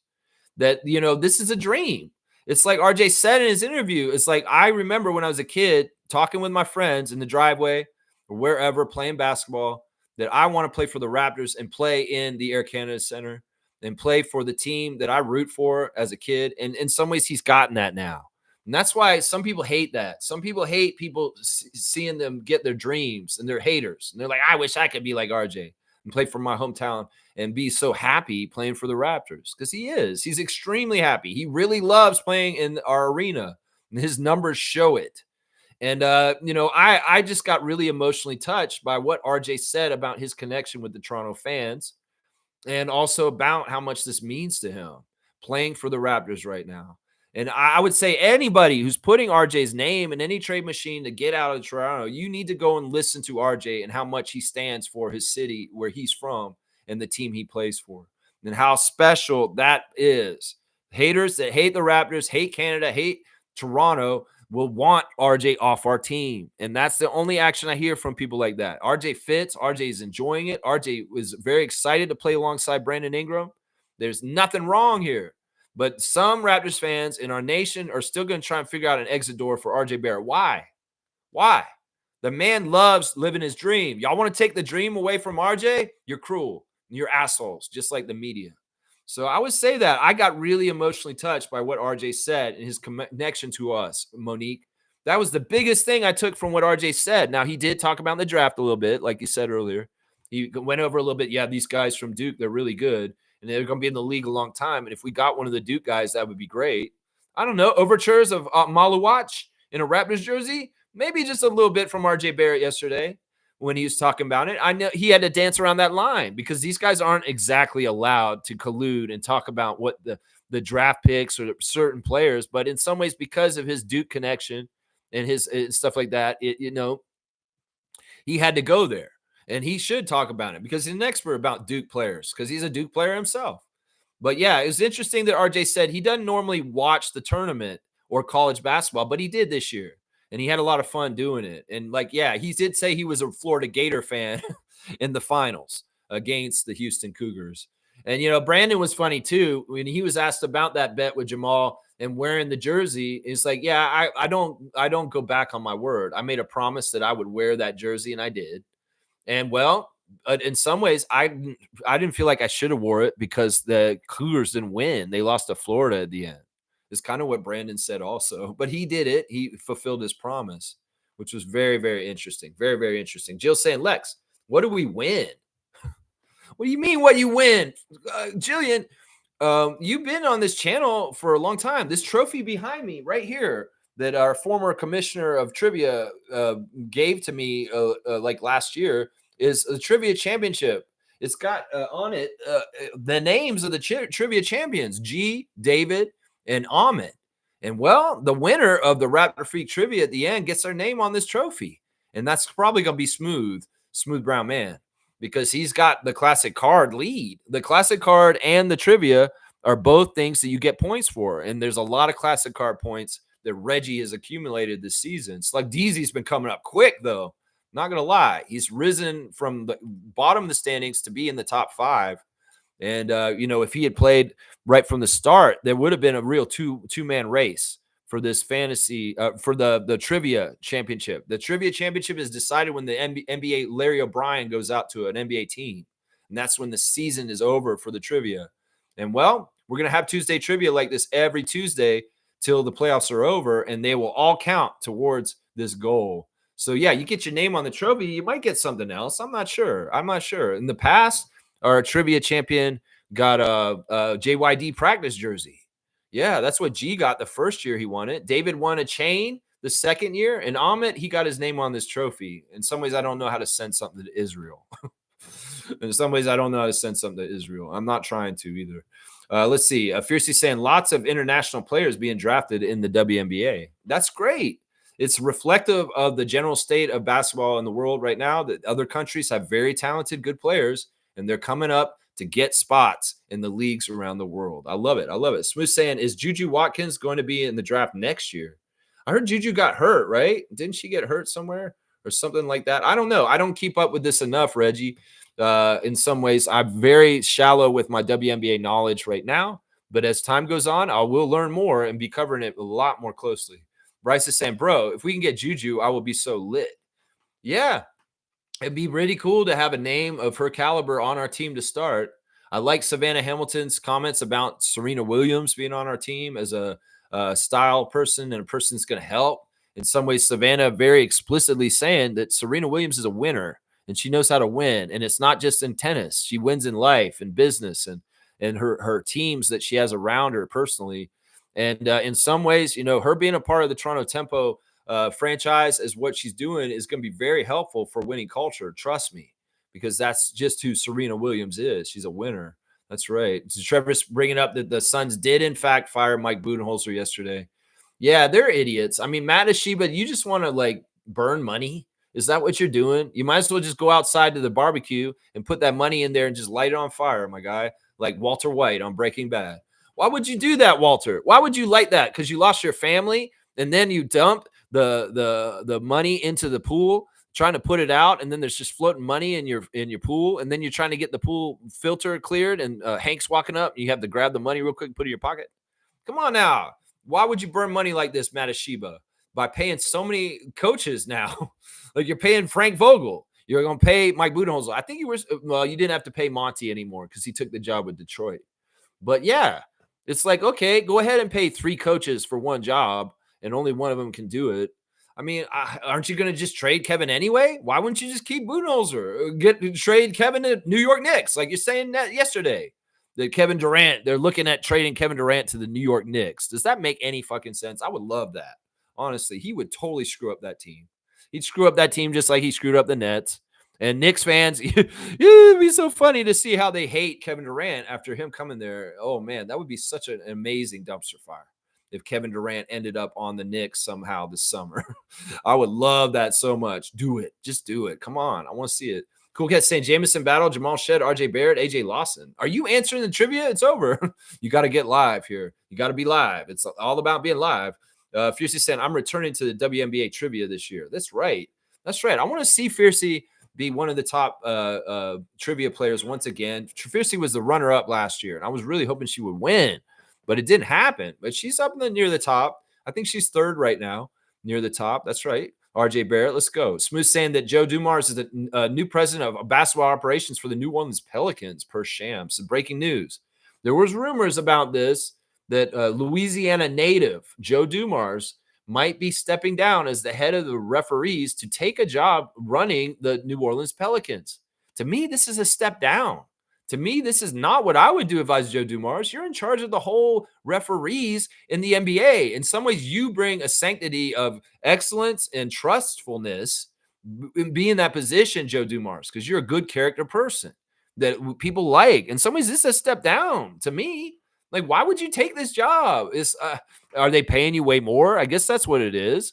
I don't get it. I would think that you get paid more being one of the top executives in the NBA than being an executive for the New Orleans Pelicans.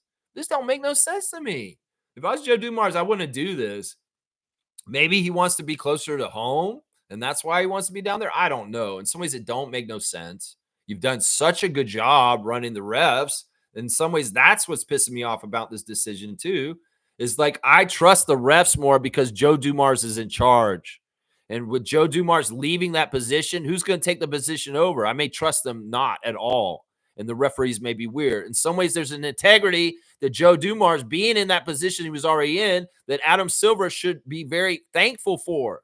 But in some ways, his reputation added to that position has been so helpful because it's like it's been good PR for the refs, Joe Dumars being the head of them. So I think this is a horrible mistake personally for Joe and a horrible mistake for the NBA because in some ways the integrity of the refs goes down without Joe Dumars being the supervisor of them. I don't know who's going to take his job after him. Is it going to be somebody totally new? I may not trust them at all. It could be, it'd be funny. What if they had Rasheed Wallace in charge of the refs all of a sudden? That'd be hilarious. Never would happen. Never would happen. Just saying, we the North, we are the dream. There you go. The Atlanta dream. Okay. Trevor's saying, Suns looking for a suitable team for Kevin Durant. Yeah, I've heard the rumors that they're looking at New York. That's crazy. What if OG's a Sun all of a sudden, guys? OG Anunoby on the Phoenix Suns. I actually kind of like that look. He might be pretty good with Booker, actually. Might be pretty good. Adriana is reporting that she's very excited. She bought herself an RJ jersey yesterday. Yeah, she has a Fred VanVleet jersey. It's a little small, but she kind of wants to get something more current. And so she went online and bought a purple front back black RJ Barrett throwback jersey for this for herself. She says that RJ is her favorite player now. I cannot get upset about that. He's awesome. And your jersey's awesome, Adriana. I can't wait to see it when you get it. It's going to be very cool. Everyone was saying this narrative needs to end. Linguistic skill is not a sign of intelligence. How someone talks or how pronounce words is not a measure of intelligence. This is totally true. This is totally true. This is so true. It's like I said, this has been a basis of discrimination throughout the history of time. It's if you have a different culture or a different kind of people that are near you, and you want to be the dominant culture, well, that's part of genocide. That's part of like eradicating and in some ways a useful tool of white supremacy. What did they do to the indigenous people of North America when the explorers came here? They wanted to wipe out their culture, their language, their traditions, their customs, the way that they lived. They wanted to take them to residential schools and teach them how to properly speak English and be good Christians instead of savages on the land. It's all the same action and the same kind of mentality. And in some ways, the reporters exhibiting elitism over Scotty's pronunciations and enunciations is absolutely racist shit. Absolutely racist in some ways. And they don't see it because there's a certain level of white people not understanding how they're racist because they just don't understand what is actually racist and offensive. Because there's like, seriously, y'all just don't understand some people that are white people. Seriously, I have a little bit of a gauge on this. Growing up in the South in Florida, I saw a lot of racism when I was a kid, and I understand the action. A lot of stuff that white people do is just normalize and say, oh, no, this is just how it is. Bullshit. That has always been white supremacy on the down low, and that has always been kind of a fucked up thing. And some people don't like taking a look at themselves in the mirror and say, could I be racist in some ways? I don't actually understand that I am. Yeah, you could be. Because the system is racist and you're an institutionalized part of it. You are racist. That's what I'm saying. And people are just like, no, you're calling me a racist. That's not right, Lex. Listen, I'll be open and honest with myself. There are old things about my ways of thinking that were racist when I was younger. But it's not totally my fault. It's because society and the school system and the things that were around me, the people in the community where I grew up in Florida, they were racist and it just kind of, it permeates. It kind of permeates like misogyny. You know, the way that men think about women it's passed down from generation to generation, just like racism. And the systemic systems of racism in society, there's huge blind spots for people that are white that they don't even understand. These are good people. These are nice people. They're not people that are bad people, but they have blind spots and they don't understand where they may be being racist. They don't even understand. When you come to them, you call them correct on them. They get all offended and say, oh, you're being too woke. Or come on, man, I'm not a racist. But dude, the little bit of how you're thinking and your mindset and the way you are is fucking racist. And that's just the damn truth. In some ways you got to come at them gently and say, look, you understand how maybe the way you were conditioned as you were raised, that there may be some racist proclivities in some of your ideas and beliefs because that's the way society taught you. And it doesn't even have to do with whether you're a bad person or not. It's just that you could get a little bit more aware and understand the mechanisms of this and maybe do a better job in the future. That's what I would say to people about this subject right here. Seriously. And I totally agree with Infamous. This is a discriminatory way of doing things. In some ways, the whole idea of if you're corporate white America, you have to wear a suit and tie and you have to have a clear, crisp this and that and this is bullshit. It's always been a way to discriminate. It's always been a way. Yeah, you have to be very white if you're a black guy. You're going into certain corporations. Oh, I like Chad. He's a good guy. Yeah, he's very white for a black guy. That's why we can accept them to be here. It's shit like that. Maybe I'm being too real right here. I understand. Listen, I talk about subjects very clearly and openly as a person with privilege that I recognize I have privilege, but I want to put it out on there and talk about it in a fair way and be understanding. Because, look, I have people in my family that I know don't think they're racist, but they have racist mentalities because they don't have enough interaction with people that are diverse from them. And they may be living in a bubble, a white bubble of just living rurally somewhere. And they have no idea that they actually have a whole bunch of racism just bred into them because of the system and the society and the things around them that they just don't even understand because they haven't known anything otherwise.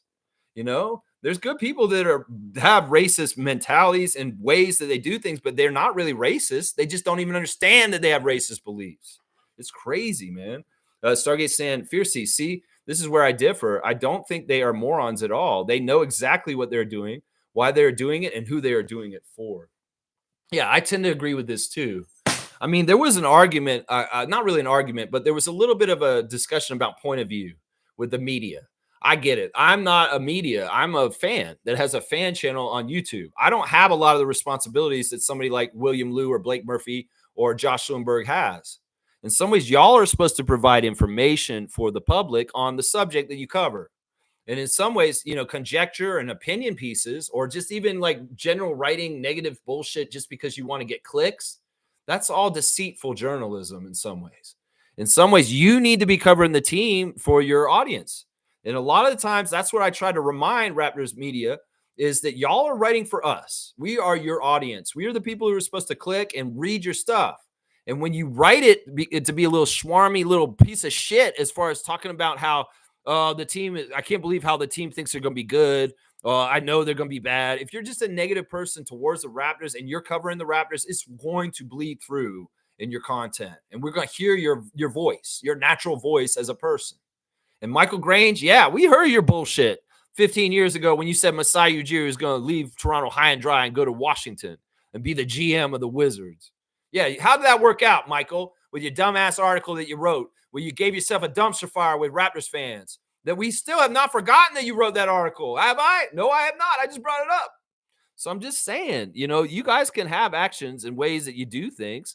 I see people like Eric Smith as somebody who's a very positive media member who is for the team. I know Eric Smith's a fan of the Raptors. I don't have any doubt that Eric Smith has his best intentions in the way that he covers the team and his energy around it. You can feel that way. You can feel that from different people. Jack Armstrong, how do you think he feels about the Raptors? How does he make the fans feel? Enthusiastic, excited. He's not gaslighting them.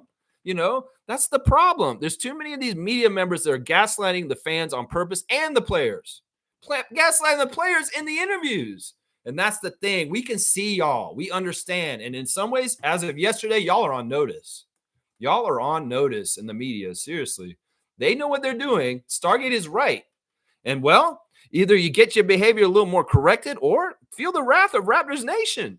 Seriously, because you will. You will. Jillian saying that trophy is awesome. Yes, it's a tall trophy. It was out of the blue. It was amazing when it came around. I was like, holy crap. Holy crap.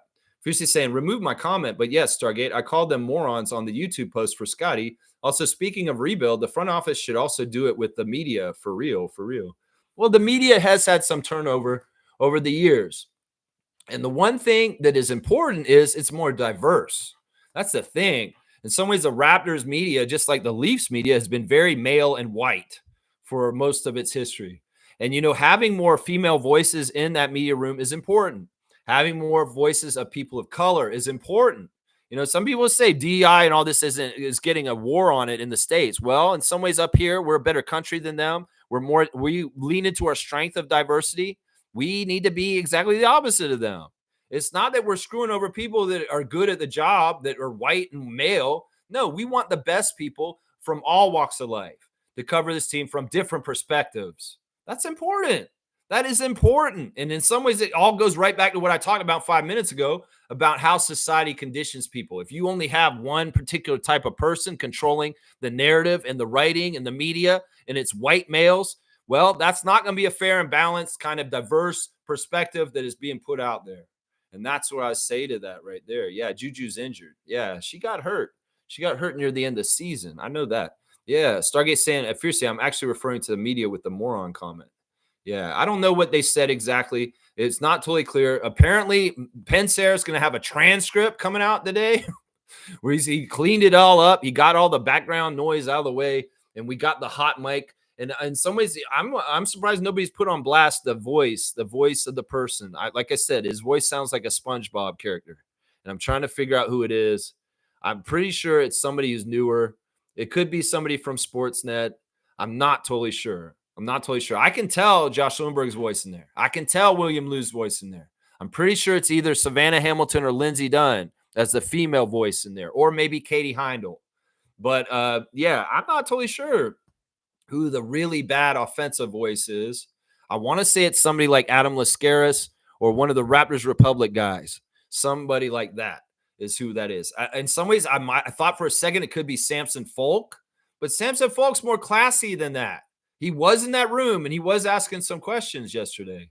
But I in some ways, that's not really his type. Aaron Ben Rose, sure. He could have fucking done that shit. He could have fucking been that guy, but that wasn't totally his voice either. That was the one that was the offending voice. I'm not totally sure who it was, but I'm sure somebody in the Raptors Nation is going to figure it out. I'm sure they will. Fiercely saying, Suns paying Coach Bud $10 million per year until 2029. That's crazy. That's just crazy bad management. Like horrible management. Bradley Beal, horrible. Everything y'all done since Matt Ashiba's been in charge, other than giving the games to free on cable to the fans, has been really bad management. Really, really bad management. The Suns are a joke, honestly. Yeah. Yeah, they manage their payroll poorly. Yeah, my goodness. Yeah. Most giving my cutoff. W Stream, W Vibes. Go Raptors for life. Keep at it always, Lex. Raptor Free Crew strong forever. Just helping me limit the comments. I appreciate you, Mo. You're a great producer. I appreciate you. That's right. That's right. Stargate saying it, Lex. Maybe that is exactly why Joe left that position with the league. Maybe they wanted him to do things that the world would compromise his integrity, and he didn't want to, so he left. See, I don't even think he was. This is the thing. It seemed like it was a very happy relationship between Silver and him, and they were doing things really good, at least from the outside. I mean, to me, Adam Silver probably shouldn't want this to happen. If anything, if this is a matter about pay, you should pay him more for the job he's doing for the NBA overall than what the Pelicans are going to pay, because honestly, this is bad for the integrity of the referees. Joe Dumars is a solid NBA player and person. He has been his whole life. He's trustworthy. He's just that kind of brand. And in some ways, him being in charge of the refs has been a real good thing. And I'd be very curious to see who replaces him and whether I have the same kind of confidence in them for integrity as I do for Joe Dumars. I don't know the reasons why he's doing this. It could very well be he's getting older and he wants to be closer to family in Louisiana. That could very well be it right there. He could be doing a Kawhi. I need to go home and be around my family. That might be why, because he's got to be in New York. He's got to be all over the place when he's doing the job for the NBA, of course. Fiercely saying, prior to retirement, you want to work in a peaceful and less stressful environment. I suspect the Pelicans' position was more enticing to Dumars rather than dealing with fines and sensitive decisions. Yeah, I mean, I get it, and that probably is part of it, what you just said. And it's kind of what I just said there, yeah. Most saying, still smiling over my Ingram jersey. Yeah, she got an Ingram jersey, too. She got the Quickly jersey last summer, and she got Brandon Ingram jersey, too. Yeah, most Adriana saying nice. Kaloy saying, so which of the Toronto media do we still like? I mean, I personally, it's up to every individual. Some people you don't like, some people you do. I mean, I like most of the broadcast crews. like the people that actually call the game, obviously. And I like Matt Bonner and Sherman Hamilton. I've started to like Sam Mitchell again. Just because he's so feisty and crazy. Leo has been up and down with me over the years, but he's in a good place with me for the most part, even though he was very much for tanking this year. Blake Murphy has gotten in my good books this year. I've always loved Eric Smith. Eric Smith's always been good. Josh Lundberg can be pretty good for the most part, as long as he's staying professional. Like in some ways, I didn't like him kind of being a part of the little talking, but he wasn't really in part of the bad part. He was in the beginning, and then you don't hear his voice after that. Blake, I said already, talked about Blake. Sampson's fantastic. Oren's a really good writer. Those two guys are legit basketball journalists that actually write about basketball and not all the tabloid shit like Adam Lascaris and Aaron Ben Rose. Those two guys are two of the worst. Lindsey Dunn's fun. She does a good job with the courtside reporting, and I think she's great. Savannah's great. Kayla's great. Eric Koreen's an idiot. I can't stand Eric Koreen. In some ways, he's really bad questions, and he kind of writes some bullshit sometimes, but he also writes good articles sometimes too. Michael Grange, absolutely a piece of shit, but he can have a good article out every once in a while. Michael's got grades for the Raptors out right now, and they're so full of shit. A lot of his grades are bullshit. I wouldn't put much weight into Michael Grange grading the Raptors for this season. Seriously, he has an article out this week that's on that. Doug Smith, as much as I don't like him, he's an important institution for Raptors media. And in some ways, he's been more fair and nicer to the team in recent years. I think he's put his foot in the water and he understands the temperature with Raptors fan nation. And he's made adjustments with being too snarky or a little bit too putting down the team in certain ways. So Doug Smith's stock's gone up in recent years in my book. There's a couple other like fringe guys that are absolute pieces of garbage that I'm not naming. Like people from the Sun are generally just shitty.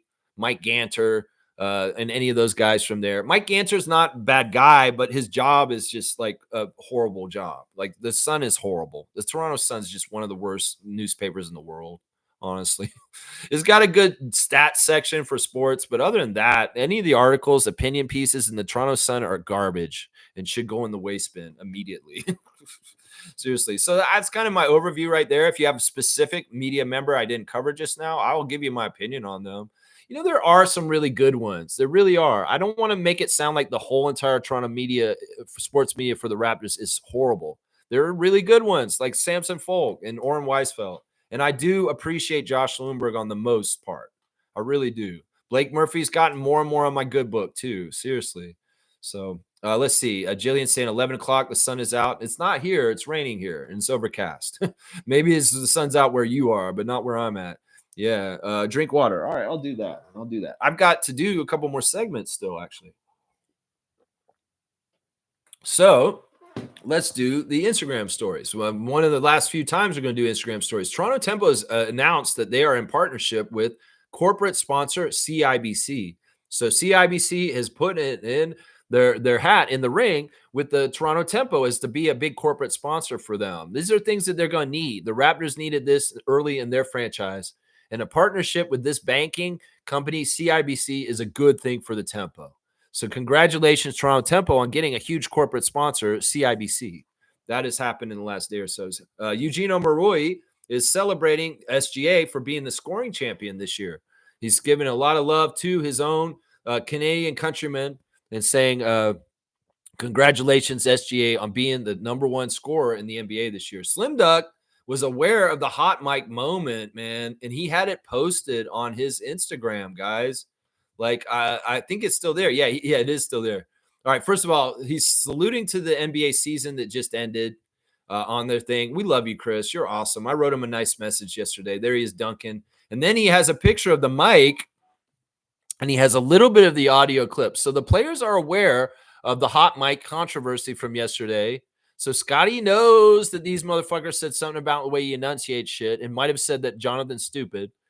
And Chris is called it a pipe bomb. And he's got the mic and he's played a little bit of the audio. It's the part where they say, don't say championship. They didn't say championship. But I love that Chris is nodding, that he's showing that, yeah, these guys are toxic. His history of William Liu proves it. And I love that Chris has let us know that he knows and the Raptors know about the Mike controversy yesterday. This is awesome, man. Mike Gate is going to be a big deal for a little bit. People wanted to go away, but they ain't going to get that. Kayla Gray, Jack, and Matt doing their little fun Raptors TikTok dances. Thank you, Raptors fans. We're going to dance around like fools in San Antonio. Yeah, good stuff. So goofy. Norman Powell's understand the grind. Go get the gear. Go get the gear. Garrett Temple has got his wife and his newborn baby on his Instagram stories. Poetic Teddy P, and she's singing a song to the baby. It's so cute and nice. And then there's a flashback picture of them on a beach, Garrett and his wife, from earlier this season when she was very, very pregnant, November the 9th, 2024, on the beach. My love. Garrett's got the idyllic, perfect life, man. I'm telling you, he's got a really good life. There's Savannah Hamilton showing Scotty coming into the press conference yesterday. We can try and figure out who was saying what. We see Lindsey Dunn and Josh Lundberg sitting next to each other there, and I'm pretty sure, and there's William Liu. So it's like those three were definitely on the audio recording. So anybody who was sitting near them is probably guilty for what happened. And of course, Chris was lurking in the hallway during Scotty's interview. He was like filming from in the doorway. It's kind of funny. I love that. They took that down though, the whole part where he's filming there. Savannah has a green juice from the Raptors called Health Boost. And it says, for days when veggies didn't make it on your plate. And she says, I feel attacked. Oh, Savannah. I hope you weren't one of those voices yesterday. I really do. Scotty's got a quote here saying, I think you know, in Bobby and Messiah we trust. That was another moment yesterday that was so awesome and fun. Scotty literally said our mantra on the interview, with the rookie class that he played with this year and how good they all were and how excited he is. He totally trusts Bobby Webster and Masai Ujiri with the draft and the free agency and everything, the front office decisions. That is important, man. Listen, our franchise player believes in his coach and he believes in his front office.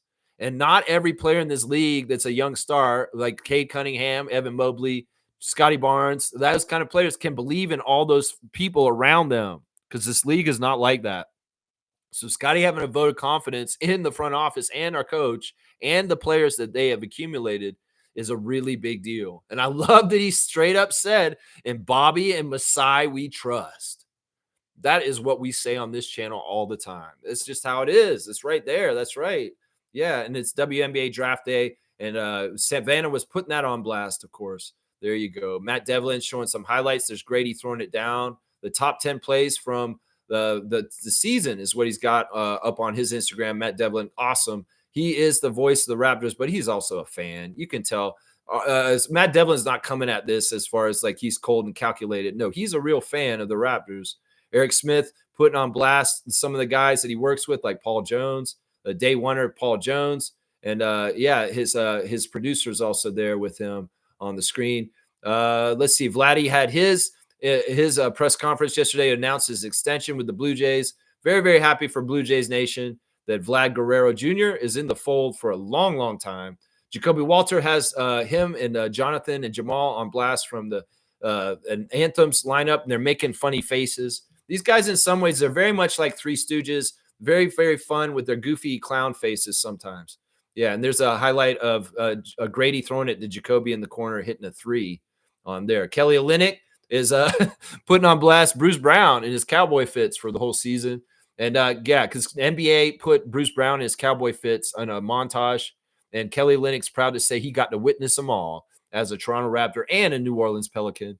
Old cowboy Bruce Brown getting his love for his fits. Yeah, there's Jamal Shed showing the real bad man. The Jacoby Walter and Jonathan Mobo, the three amigos there. Yeah, Battle's one of them too. Come on now. And Shed has got, he's selling something, man. You can tell this little ad. There's an Amazon link. What are you selling, Shed? What are you selling? What's in my bag? A lot, but I always make sure I've got my MyoFlex maximum strength with me. He's selling MyoFlex, y'all. So if you want some MyoFlex, Jamal's got your hookup. There's Jonathan with the three amigos there. Very cool. We got Darko's exit interview has just started just now, guys, on the official Raptors Admin YouTube channel. So you guys could go watch that. Emmanuel's defiantly posting gospel music. He's like, I'm not going to get behind new music, other music. Here's the music I like. So he's got a room full of singers singing gospel music. He's saying they killed it. It was really, really cool. Grady's getting his Caravana fit on. That's what he said in his interview yesterday. I guess what's next is Caravana. He also said he wants time off, but they asked him, "Are you going to play in summer league?" And Grady's like, I don't know yet. I have to talk to Darko about this one. Right now, I'm just going there to work out." It sounded like Grady's not really keen on being on the summer league team this year. In some ways, I don't think he totally deserves to be, or he should have to be, but he could be. I mean, Oshai did it last year as a 3-year pro. So Grady, I mean, if Darko says he wants you to play in summer league, you should just play. That's what you got to do. Jamal had the right attitude in his interview when they were asking him about his offseason plans. He said, "I don't know. I'm going to go in and talk to Darko right after this, and he's going to tell me what I'm supposed to do. And I don't care what he's going to tell me because I'm just going to listen and do whatever he says." That's basically what Jamal said. He's like, "Look, my coach is in charge. He knows what's best for me. And whatever he puts in front of me this afternoon for me to work on this summer, that's exactly what I'm going to do." I love that. I love that from Shed. Grady, you might have to play summer league, but don't get upset about that. Please don't get upset about that. Lindsey Dunn was doing double duty. She was at the Raptors Media Day and at the Vlad Guerrero Extension Media Day also. P. Scales has got this dance going on. Everybody's into it. He's like got the latest dance craze in the NBA, Pascal Siakam. The NBA's covering it. Malika Andrews putting on blast Siakam's new little dance that he does for a celebration. So goofy. Siakam also grabbed the mic from the announcer, the post-game interview, and did the post-game interview with Aaron Nesmith after the game. And the interviewer was like, "I think he's taking my job, everybody," because he did a really good job. Siakam doing the after-game interview for the Pacers in their last game of the season.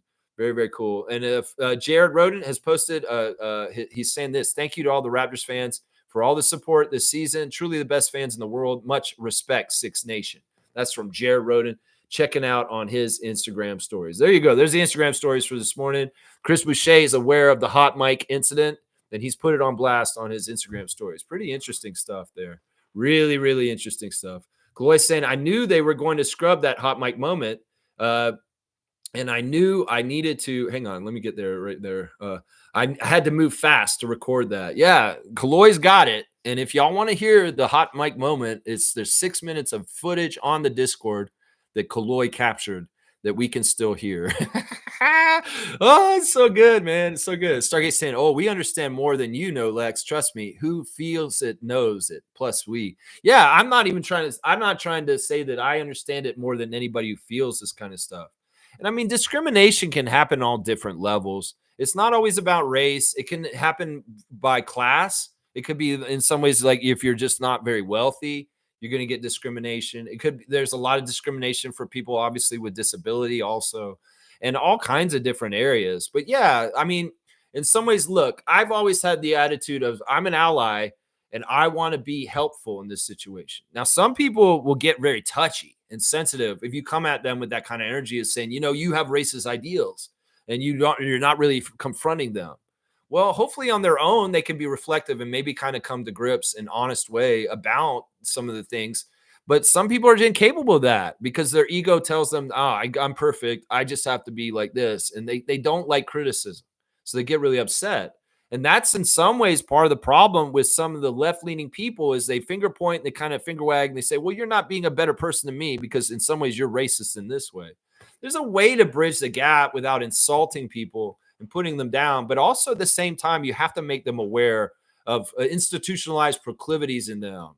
And that's the important thing. I've always wanted to be an ally, but yes, I do relent and very much put out there that I am not somebody who's totally, been at the detriment of discrimination and things like that as a person of privilege. But yeah. I mean, I will never understand what it's like to be Black. And in some ways, that's something that, I need to recognize and understand and not like poo-poo because it is something. Some people say, no, you don't look at color. Everybody's equal and stuff like that. No. The people that don't want to look at color are people that want to get past maybe some of the injustices of the past and say, oh, just wipe this clean. It's like that's the past in some ways. Elon Musk's been very outspoken that white people need to stop feeling bad about things they did in the past of history. That's bullshit, Elon Musk. And if you had your way, you'd have apartheid reinstalled in South Africa. And, the way that y'all are moving right now with the government of the United States is very racist in certain ways. And well, in some ways, that's part of the reason why we need to be vigilant about people about this issue. And we can't just declare the war is over, everybody's equal, and there's no racism anymore. That is absolute horse crap, because there is always a battle against fascism and racism, homophobia, discrimination, all that kind of stuff. That's just the truth. That's it right there. Cool Cat saying, I'm playing again. Hopefully I can get luckier. Awesome. Yeah, definitely play again, Cool Cat, and try and be an active manager. That's the best advice I can give, is be an active manager. Most saying, Lex, I know Eric Smith is a real Raptors fan. Oh, yeah.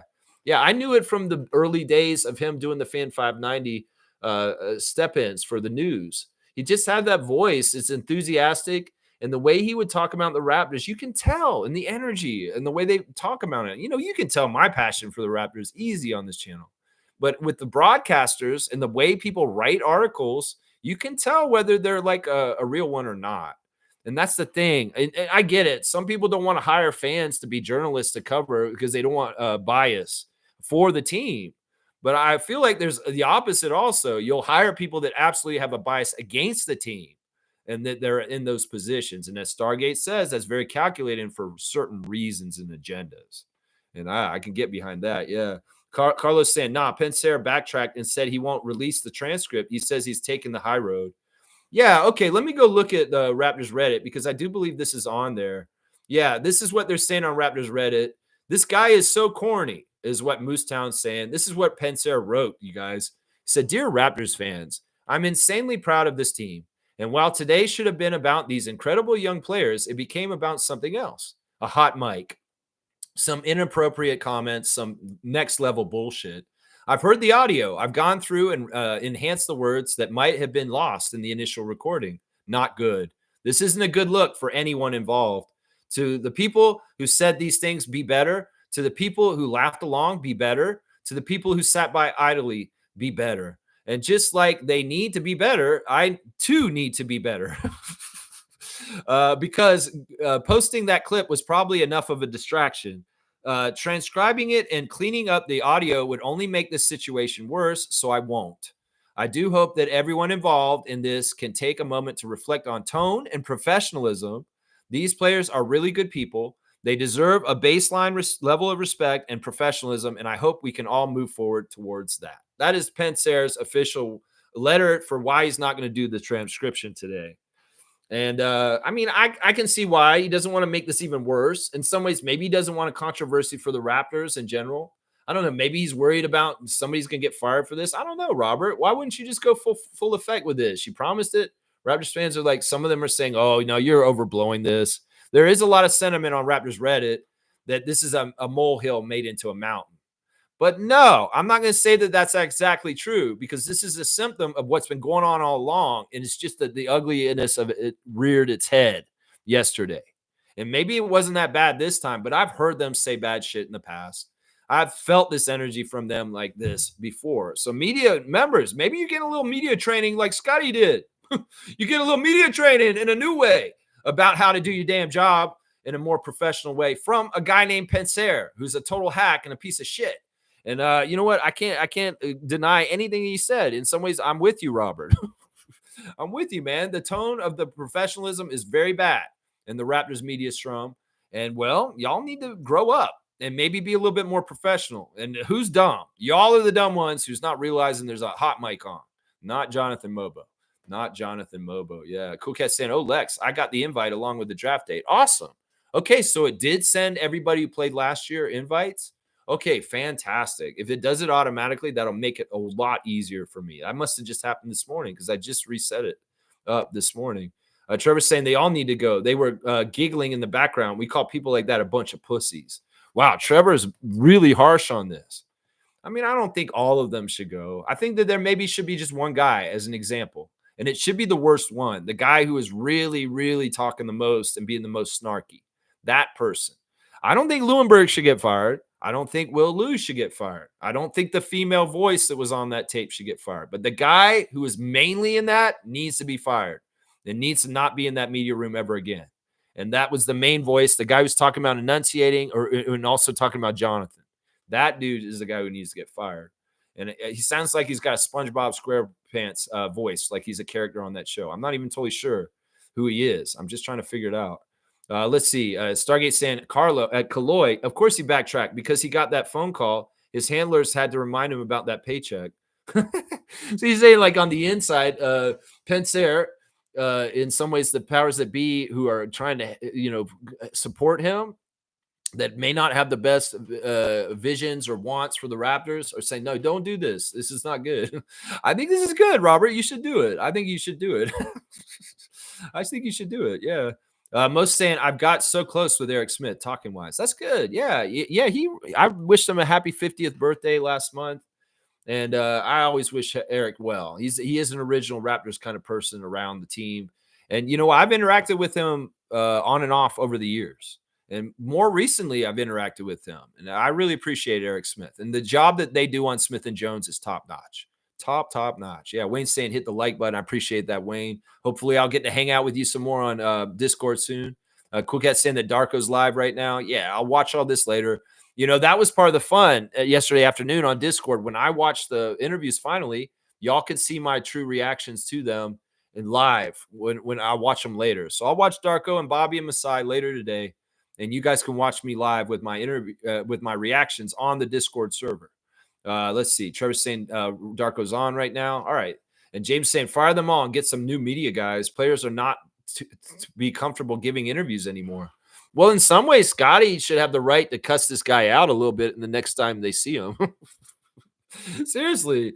Like, in some ways, Scotty should be able to say, I'm not talking to this person anymore, because they don't have a general respect for me just as a human being. And I don't feel comfortable talking to that media person anymore. So honestly, they should have their credentials revoked, and they should not be coming into the media room anymore in some ways. They really shouldn't. They really, really shouldn't. That job is a privilege, y'all. That's not because y'all, honestly, y'all don't have any better skill than a lot of people that could be doing that job. It's just you're in the right place, the right time. You got in there. Sure, you put in the work. Let's not get it twisted. Y'all are not special with your jobs. Y'all aren't Pulitzers. Y'all aren't fucking Edward R. Murrow. There's a lot of people that could do y'all's jobs, and y'all are privileged to do those media jobs. I'm going to just say that to y'all. Some of y'all work very hard and got your foot in the door. I won't poo-poo that. But I'm just going to say that job is a privilege for y'all. And in some ways, y'all need to treat it like that instead of being little cackling assholes, is what I'm saying right there. That's right. Jill saying, Lindsey Dunn, another one I've carefully commented to from my PR account. Trust me, this works. See, this is the thing. Jill always trips me out. Jill's always about making campaigns, like writing people letters and getting things happening. And I believe her when she says she gets things done and that she makes things work. I totally believe her when she says this.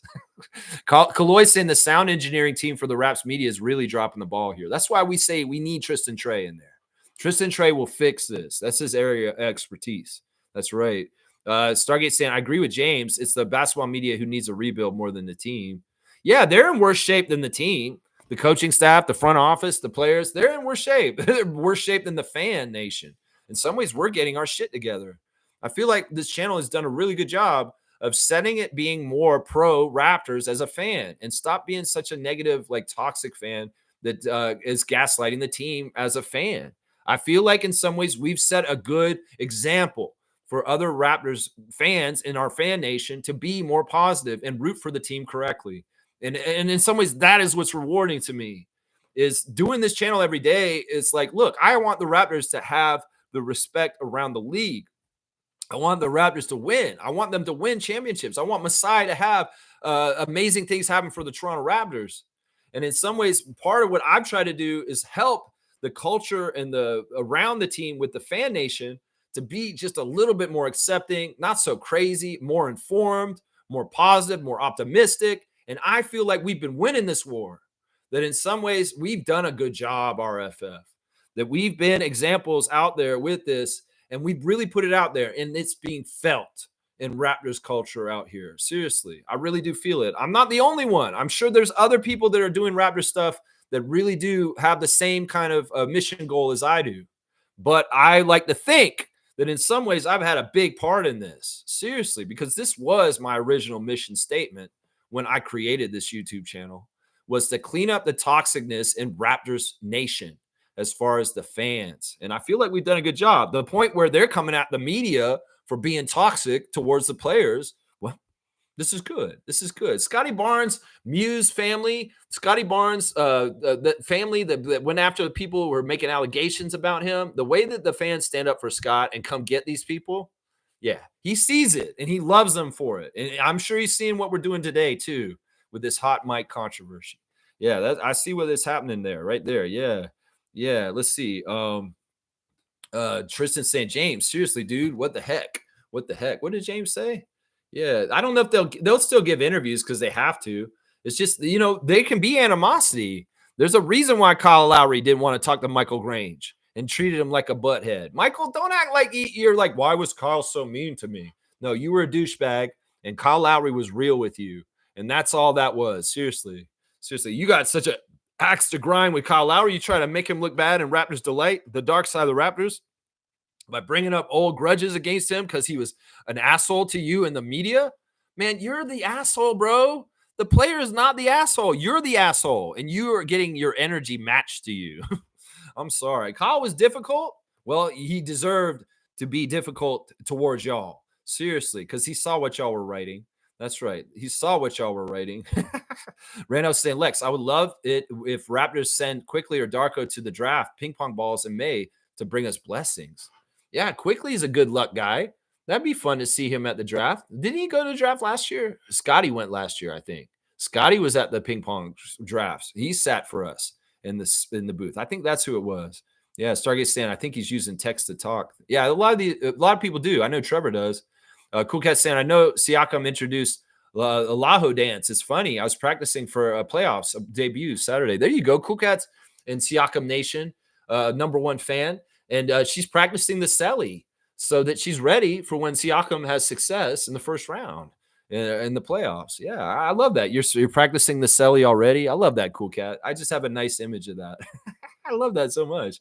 Wayne's saying, what a way to end the season with crap about the media bad mouthing who they cover. Raptor Streaks, it's very highly disrespectful to have such verbiage that Lex personally reads and the like button ignored. Wayne's always telling y'all, seriously, he's the sergeant at arms of this channel. He's the power of the order in the court, order in the court. I call this meeting to order silence. We are having our meeting. He's that guy. And in some ways, he's telling y'all need to hit like. He's telling y'all right now. So I get saying, yeah, Pensera got that phone call. Yeah, I don't know what he got. I don't know what he got. In some ways, it's whatever. It doesn't matter. I mean, Robert, you're kind of flaky. Either you come through with it or you don't. Okay, you're not. All right. In some ways, he's getting talked about by me. He's getting talked about by media people too, I'm sure. The real media people are probably like, who's this Pensera guy? What he's trying to do with my job here? I don't know. He's not going to do it now, though. Maybe he did get a call. That's right. Jill saying, just tell people to push the like button. That's all. There you go. Thank you, Jill. And Kaloy saying it wasn't even about what they said. The attitude and the way they were talking about the players was clear. It's the energy. It's the energy. You guys can poo-poo it and try and act like y'all didn't do anything, but your energy, it comes through. And it just comes through. We feel it. We feel it. In some ways, these players are heroes to us. Yeah. In some ways, we don't want you to kiss their ass, but we want you to treat them like human beings and stop acting like you're a cackling little clique in a fucking high school looking down on the misfit kids. That's what that energy is y'all had in that media room yesterday. Like some snobby ass, the cool kids looking down on the other kids in this high school. That's y'all's energy. That's how y'all felt yesterday with your bullshit. That's right. There you go. James is saying, can't be talking smack about your franchise player. I hope they get disciplined.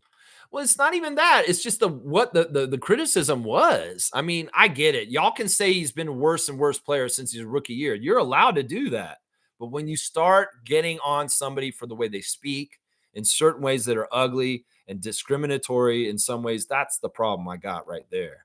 That's the problem I got right there. Yeah. Stargate saying it, Lex, with all due respect, Pensera is full of shit. He got reprimanded by his handlers. I mean, I don't know. We can't say that for sure. This is where you get into conspiracy theory. And I don't mind you doing it. You could be exactly right. But I can't comment on this being absolutely true. It could very well be that Robert he listened to it and he was like, man, this is just too crazy. And I could really open a can of worms and all kinds of attention on me that I don't necessarily want. It's probably self-serving, the decision he made on this. It's probably self-serving. Let's just put it that way. Kaloy saying it makes sense. A lot of the Raps content out there is condescending and not positive. Most of them don't like the team. Yeah, particularly on Rogers Sportsnet. TSN does a little bit better of a job of covering the team in a less snarky way. There's particular media personalities on Rogers that are absolute dicks. Michael Grange, number one. Brad Fay's pretty up there. Michaud, she's not very nice to the team either. So yeah, they say little comments like, "Oh, the Raptors are losing once again." This little shit like that. It's like you're making content and you're doing your job for the fans, Danielle Michaud. Know your audience and maybe speak to them, and not just like I'm a little sports person that's going to talk about the basketball game on the inside and outside. So half the time, when you first started that job, you didn't know what the fuck you were talking about with basketball, first of all. And you talked out of your ass and you sounded stupid because you said shit that wasn't even factually right. I remember how you were when you first started, Danielle. You were horrible. And you've gotten better. You're more knowledgeable, but still, I can tell basketball is not your first love. That's not your first favorite sport. I know it's not your first favorite sport, especially with a last name like Michaud. You probably want to do hockey, but you're doing basketball. And in some ways, that's your second choice. I get it. Monique's giving me the serious cutoff. I am 10 minutes over 2 hours, and that probably is why I need to go. Get lunch now? We had breakfast and lunch already, Jillian? Okay. And Smith saying the Lakers in 5 over the Wolves. This is a prediction. Reggie, you're going to say the Lakers going to win in 5 over the Wolves? I don't want that. I want the Wolves to win. Nuggets in 7 over the Clippers? I don't see that either. With the coaching change, I want Kawhi and Norman to go further. I know I'll go different than you. Knicks in 6 over the Pistons? Nah, fuck that. They're going to be all worried about Kevin Durant. I want Pistons in 6. I'm going to go against you on all these. I'll go on the Pacers one. I'll get with you on that. 7 and 7 over the Bucks. All right. These are Reggie's predictions. I'll go with the last one. I won't go with the other ones. The Kaloy saying, I love playoff season. It's even going to get better next year when we're in it. Yeah, that's one of the things that I loved in RJ's interview. He's like talking to his friends. He's saying, man, I can't wait when you guys get in the playoffs and it's going to go to a whole new level. And RJ's like, you're thinking about it. It's like, this is true. The Raptors go back to the playoffs this year coming up. It's going to be a whole other level of excitement and enthusiasm. And RJ's going to be reveling in it and loving it because he's going to be playing for his hometown team, the team he's always wanted to play for, on a high level in the playoffs. And that's what he wants. And it's coming. It's coming. That's right. It's coming. Jill's saying, yeah, Danielle Michaud. Yeah, I agree. Yeah, in some ways, it's like, look, we have a couple of people doing that job right now. And Caper Ness, to me, is the best one as far as doing that kind of anchor job like that. I don't mind Nikki Reyes. I know that her and Sam Mitchell were getting into it the last couple times she did it near the end of the season. But I think that the two TSN choices are way better than Brad Fay and Danielle Michaud. They are awful. I can't stand the two Sportsnet anchors. I really can't. If it wasn't for Alvin, Savannah, Sherman, and Matt, and a little bit Blake Murphy, I would be like, Sportsnet has the worst crew. It really, really does. The TSN counterparts are usually better, honestly. Although I do kind of prefer Savannah over Kayla. I do prefer Josh Lewinberg over Michael Grange. I totally prefer him over Michael Grange for sure. Yeah, let's see what's going on here. Yeah. Let's see. Smooth saying Timberwolves are a very weird team. They're very hot and cold. Lakers have the refs and Adam Silver. Yeah, you're probably making an educated guess. I'm making my predictions on who I want to lose. And that's all I'm making the prediction on. Cool Cat saying the root of the issue is protection of hockey. The fear and popularity of basketball and football and soccer are the most popular sport in the world. Yeah, I mean, I know that's part of it. I know that that's part of the gaslighting energy about the sports coverage of the Raptors in Canada. I totally get that, and I understand that. And that's part of the reason why when they're listening to the press conferences yesterday, they're like, I want them to say stuff where they're unhappy, or I want somebody to throw Darko under the bus, because I want some sort of thread to tear it apart. They asked every single player yesterday about what Darko's like as a coach. And in various answers, we heard different stuff. We heard Jamal Shed say, I've been around winning coaches like Kelvin Sampson, and Darko is that guy. The settings that we had in Houston are very similar to here in Raptors, where winning culture, winning kind of mentality, and we're going to get there. I know we're going to get there because we have the same formula, is what Jamal Shed's saying. Emmanuel Quickly saying, I've been around a lot of different coaches in my young career, and Darko is one of the best coaches ever, and he is like all the other winning coaches that are around. RJ said Darko allows us to come up and make suggestions. And sometimes he just said, yeah, we're going to do this. And they switches it. I love that about him. Jakob Poeltl went out of his way at the end of the season to come up to Darko and say, I appreciate you as a coach and how you do things. You're really good. Scotty has a full confidence in him. Every single one of those Raptors said that Darko's an amazing coach. These idiots in the press, though, are going to look at the record and they're going to say, oh, Darko's obviously done a horrible job and the players are unhappy. They must be unhappy because they only won 30 games this year. No, they're not unhappy. They are very much bought in and they understand what's coming up in the future and they are all about it. And that's the thing the media don't like about it, is that they want to cause some sort of conflict, derision. You know, maybe they're upset. Maybe they want to see if the players don't trust the front office. Well, they do. Scotty said it explicitly. I trust Bobby and Masai. You know, they got nothing. And in some ways, they're just, in some ways, that's the victory of Masai and Bobby, is that they've done such a good job running such a tight ship, getting the extension for Brandon done already, that these idiots in the media have nothing for them to cover, to get pissed off, fans pissed off about the team because they're running such a tight ship. That's badass, honestly. That is badass. You know, we could have had at least one little thing about our team right now that they could just pull that little string apart and make some sort of like division, but they can't because we're that like that. And I love it. Like even at one point they said, what was it? Emmanuel said, he said, anybody who comes on this team will fit in because we will make them. He said, Doug Smith, you want to be on the team? Doug Smith, the Toronto Star, you would fit in too. It was like, what if I don't want to fit in, Emmanuel? He's like, we would make you fit in because we got Garrett Temple and we got the way we do things and you would fit in. I'm sorry. It's just the way the culture demands of the people that are involved with the Raptors right now. Is that the culture is so strong, even if you're a malcontent, even if you're a person that would be a piece of shit somewhere else, you can't beat this culture. We're going to transform you. Doug Smith, you could be on the team and you'd be fine with us, is what they said to him yesterday. I thought that was so hilarious. So stupid. Jillian's saying, I'm glad I got 2 points today. I win. You got 100 points because you got 2 answers. It's 50 points each answer. I'll do the update and you'll see where you are, Jill. Reggie's saying Pistons have no playoff experience, though. Can't see them overcoming the Knicks. Once again, I'm doing this as a hater. I want to root for Dennis and the Pistons more than OG and the Knicks. I do. I'm doing this as a hater.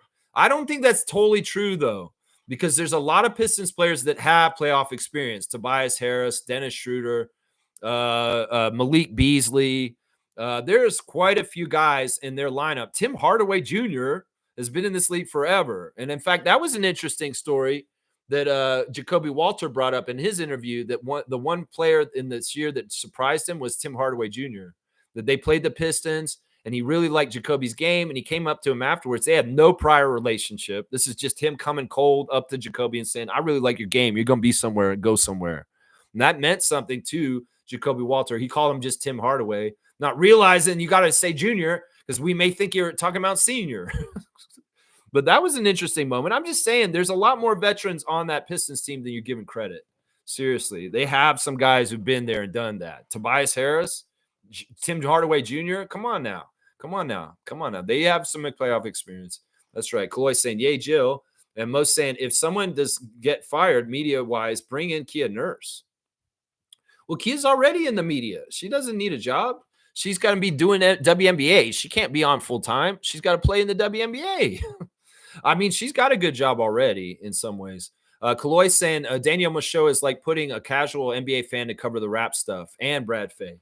Yeah, it's just that I know Brad Fay from before he covered the Raptors, and he was very much just a sports net center kind of anchor. He was just kind of like a guy who did the general news, like at 6 p.m. or something like that. And in some ways, that's the role he should be doing. I don't think he should be like, Rod Black, when he used to do that job, he had a real like charm and he was likable. And you could tell he was like enthusiastic and excited for Raptor stuff. When Rod Black was the anchor kind of guy like that, he did a good job. He was always good at it. That's the reason why him and Charles Barkley are such good friends. But in some ways, you can just tell the underlying seething kind of disdain for basketball and the Raptors from certain people that cover the Raptors. You can just feel it. Some of us are empaths and we're more sensitive to it, and there's tells. And well, those two Sportsnet individuals in particular They give me those vibes very strong. Yeah. Jill saying thank you to Carlo. Smooth saying I cannot root for the Clippers. I know we've talked about this. I know you cannot root for the Clippers because of Kawhi in some ways and James Harden. I get it. We talked about this. That's right. Cool Cat saying I no longer watch Sportsnet coverage of the team. They took over the Raptors show and made it impossible for the founders, creators to continue corporatism takeover. Yeah, it's fishy as hell. I mean, they made that nucleus. They made that show. They built it up. Alex and Will. And I don't like that they're not involved in it anymore. I mean, Blake's good, and I'm glad in some ways it's in his hands. And Matt Bonner's a bona fide guy to do it because he's a former player. But that show got really white all of a sudden. And in some ways, that's like the Rogers Sportsnet way. Is we got to have a certain percentage of white people covering everything. That's kind of the vibe that I get from Rogers Sportsnet. It's like in some ways that's Trump world, right? Anti DEI, anti woke kind of things. Well, Ed Rogers is a Trump guy, so it could very well be from the top. He's like, we need more white people on TV. I mean, that's what I feel like it is, honestly.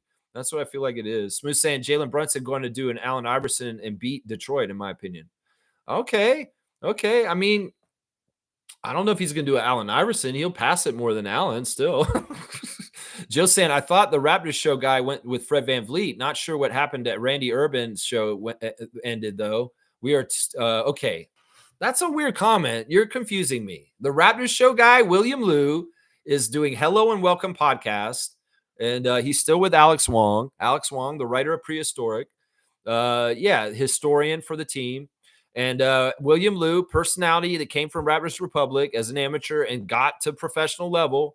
Did really, really good. I mean, I don't understand where you're confused here, Joe. I really, sometimes I don't understand. Randy Urban's show ended because the Raptors were too bad this year for them to hold all the media guys afterwards for Raptors Tonight at the Real Sports. But don't be surprised if it comes back next year if we're projected to win more than lose. And Randy Urban and the Real Sports Talk, it comes back for next season. It's just we knew we were going to have a bad year this year. And none of those media guys wanted to hang out after the game for an extra hour just to do the YouTube reaction show afterwards. So I'll bet you it'll be back next year. Although it seems like Randy Urban's duties around the team have been cut down a little bit. Monique may know about this subject in particular because she does talk to Randy and certain things that are going on in his career. Kareem's saying we are so deep, we can literally do a hockey lineup change. And we've done those in the past on our team. That's right. 100 points. Yeah, you got 100 points, Joe. 100 points. Reggie's saying, hopefully now that Rogers has majority control of MLSC, they bring in better basketball media. They really need it. It's like pulling teeth listening to them. I don't think they'll do this, Reggie. I think they'll do exactly what they've been doing. They make their decisions. I think things have gotten better. I like that Alvin is a part of their broadcast. You know, they've done better job over time. And, you know, there's room for improvement with Sportsnet, but I'm not thinking they're going to do like a crazy overhaul and change their ways too much. I wouldn't say that. Jill's saying, Smooth, is Rogers better at basketball media? Why are you asking him that? Like, seriously, why are you asking him that, Jill? No, that's why they need better people. Yeah, Jill, they cover baseball the best. That's what they do. Second, hockey. And TSN does hockey the best. And then they do baseball second. And I think basketball is like sixth on the list. Maybe they do soccer next best. They do curling next best. And then basketball is maybe fifth or sixth. You know, in Sportsnet, it's the same thing. It's not, neither one of these channels covers basketball with a prominence. There is very much pushed down on the channels. TSN 4, you know, some of these channels you can't even get unless you buy like the most expensive cable packages. It is like that. TSN is a lot better. I totally agree with that. I totally agree with that, Reggie. Yeah, Cool Cat saying that, Jill, the Raptors show is Will Liu and Alex Wong. It started on YouTube, then Sportsnet offered to host it on YouTube Sportsnet, and then removed the YouTube, then removed Alex as the co-host, and then Will, and now Blake hosts it. Yeah. Just from the outside looking in, it doesn't look good. It don't look good to me. Stargate saying if the Knicks and the Bucks don't get out of the first round, boy, oh boy, it's going to be a shit show. I'm in the off season and possibly in the next year for them. I'm here for it. This could be very interesting, yes, and that may make somebody like the Knicks do something crazy, like get Kevin Durant if they have an early exit in these playoffs. They may do something crazy like that. Seriously, who do they trade for him to get him though? That's what I'm wondering. Stargate saying, I'm with you, Lex. I hope Detroit goes to the Knicks. Yeah, I'm going for the Pistons. I want to see them kick the Knicks' ass. The Knicks have been getting in the playoffs the last few years, but I want to see the Pistons get in for the first time and put them out right away. That's awesome. Jill's saying, sorry, Lex, I confused the Lou show with the actual Raptors Today show. My bad. Still learning. It's okay, Jill. I need to have more patience with you. It's just that, we're on top of things here. And then I know sometimes you get confused, and it's fine. It's fine. I need to have more patience with people in general. All right, let's see. This is a good one. Classic card of the day, y'all. First one to write the full name answer will get the card. This guy's somebody you should know, yo. All right, who is that? It's hard to see in the light, so I'm going to bring him up close. So he's kind of out of the way of the light. If you know who that is, write it again. Let's see. I'll read that in a sec. I hope Durant goes to the Knicks. Yeah, I'm with you on that. I'm with you on that, Stargate. Who is that player? I've talked about this player on the stream a few times. He is a player that we bring up every once in a while because he's forgotten, but he shouldn't be. He shouldn't be. Who knows who this guy is? It's a little bit weird. I can see it up close. Oh, look how close we're getting right there. Look at that. That should be easy. Put it right there. Who knows the classic card? That's right. Smooth knows. Reggie knows. That's Rolando Blackman. Of course, that was the franchise player for the Mavericks in the 80s. He was like the equivalent of Alex English on the Dallas Mavericks. He was a very high-level scorer. I don't know if I can see it. It's too reflective with the light. Let's see. Can you see it that way?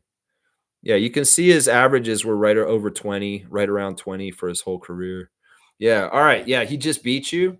Yeah, he was right ahead of you. So, Smooth, you're going to get the card. I'm going to give you 100 for this one. He is kind of well known, but he's also kind of not. He's forgotten. So I'm going to give 100 for this one. And this is going to Smooth Brown Man. He's gotten the last 3 ones in the last 3 days.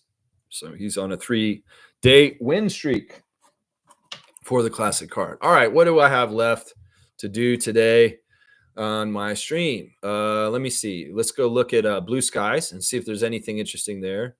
Okay, there's quotes about things with oh, interesting. Michael Grange is saying Garrett Temple came out of his video game retirement this season to help him connect with the younger guys on the roster. I like that. That's pretty cool. Yeah, there's a lot of stuff about what Darko's saying right now on Blue Sky. I'm going to wait and watch it before I check out this stuff.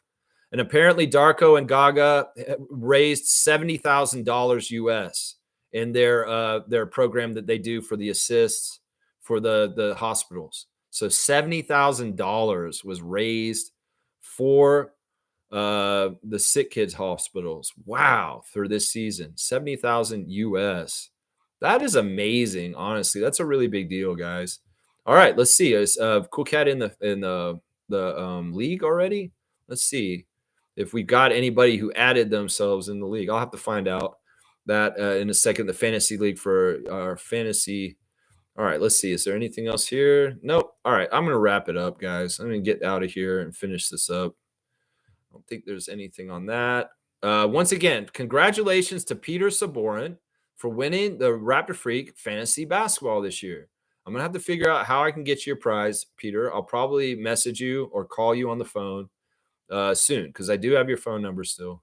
And I'll let you know how I can come get you the prize. So Trevor's sending me something in the mail right now, apparently. Yeah, most saying that Randy Urban works on Open Gym. Yeah, he's a producer, not just an on-air guy, and he's working on Raptors media in general for them. And he does still do the Raptors Today shows sometimes in the little studio with Leo and Sherman, and Akil does it sometimes too. So it's either one sometimes. Stargate saying RJ reminds me of Rolando Blackman a little bit. Yeah, I could see that. I could see that, how they play. I could see that. Yeah, totally. There's a pure scorer and a guy who's kind of unstoppable. I can totally see that. Is there anything interesting on ESPN? Not really.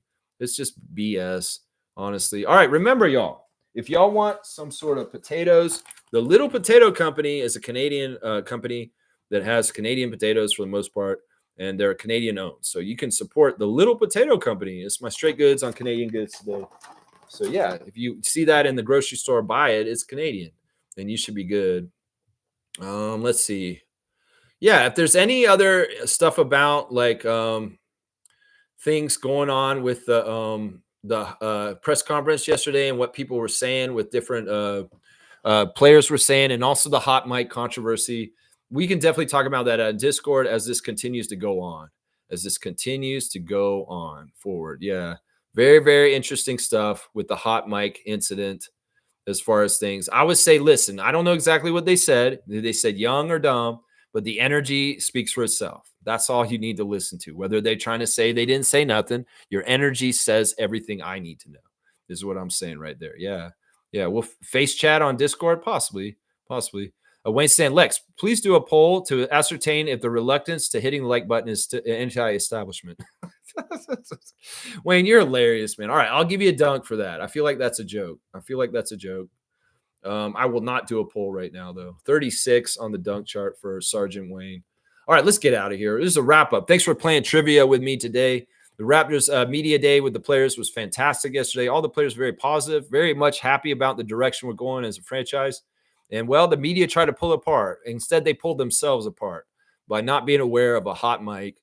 And you only have yourselves to blame for being unprofessional and revealing this to everybody. I'm sure that one guy who's really, really bad on that, man, you are sweating right now. I'm sure you're sweating, bro.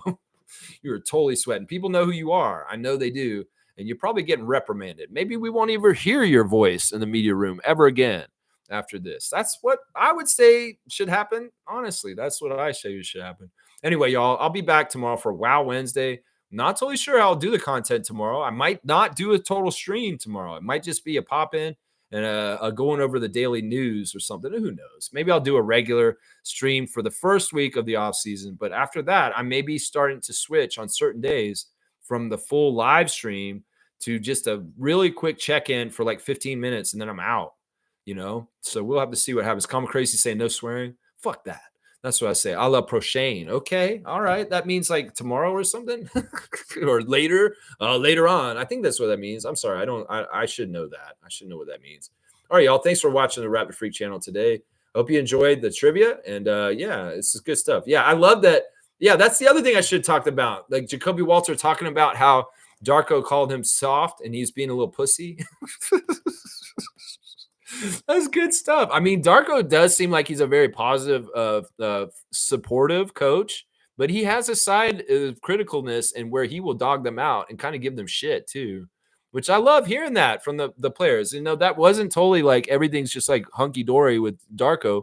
He is critical and he will come down on them for not doing things correctly. And I love that aspect of finding that out yesterday. Yeah. Yeah. All right, y'all. Thanks for watching. Maybe I'll see some of y'all on the Discord today. If not, I'll be back tomorrow, 9:30 a.m. Rapid Freak channel. Let's go. I'm out. Please like, comment, subscribe, share. And if you join the channel as a member, you will get access to our Discord server and all the crazy fun we're doing on there nowadays.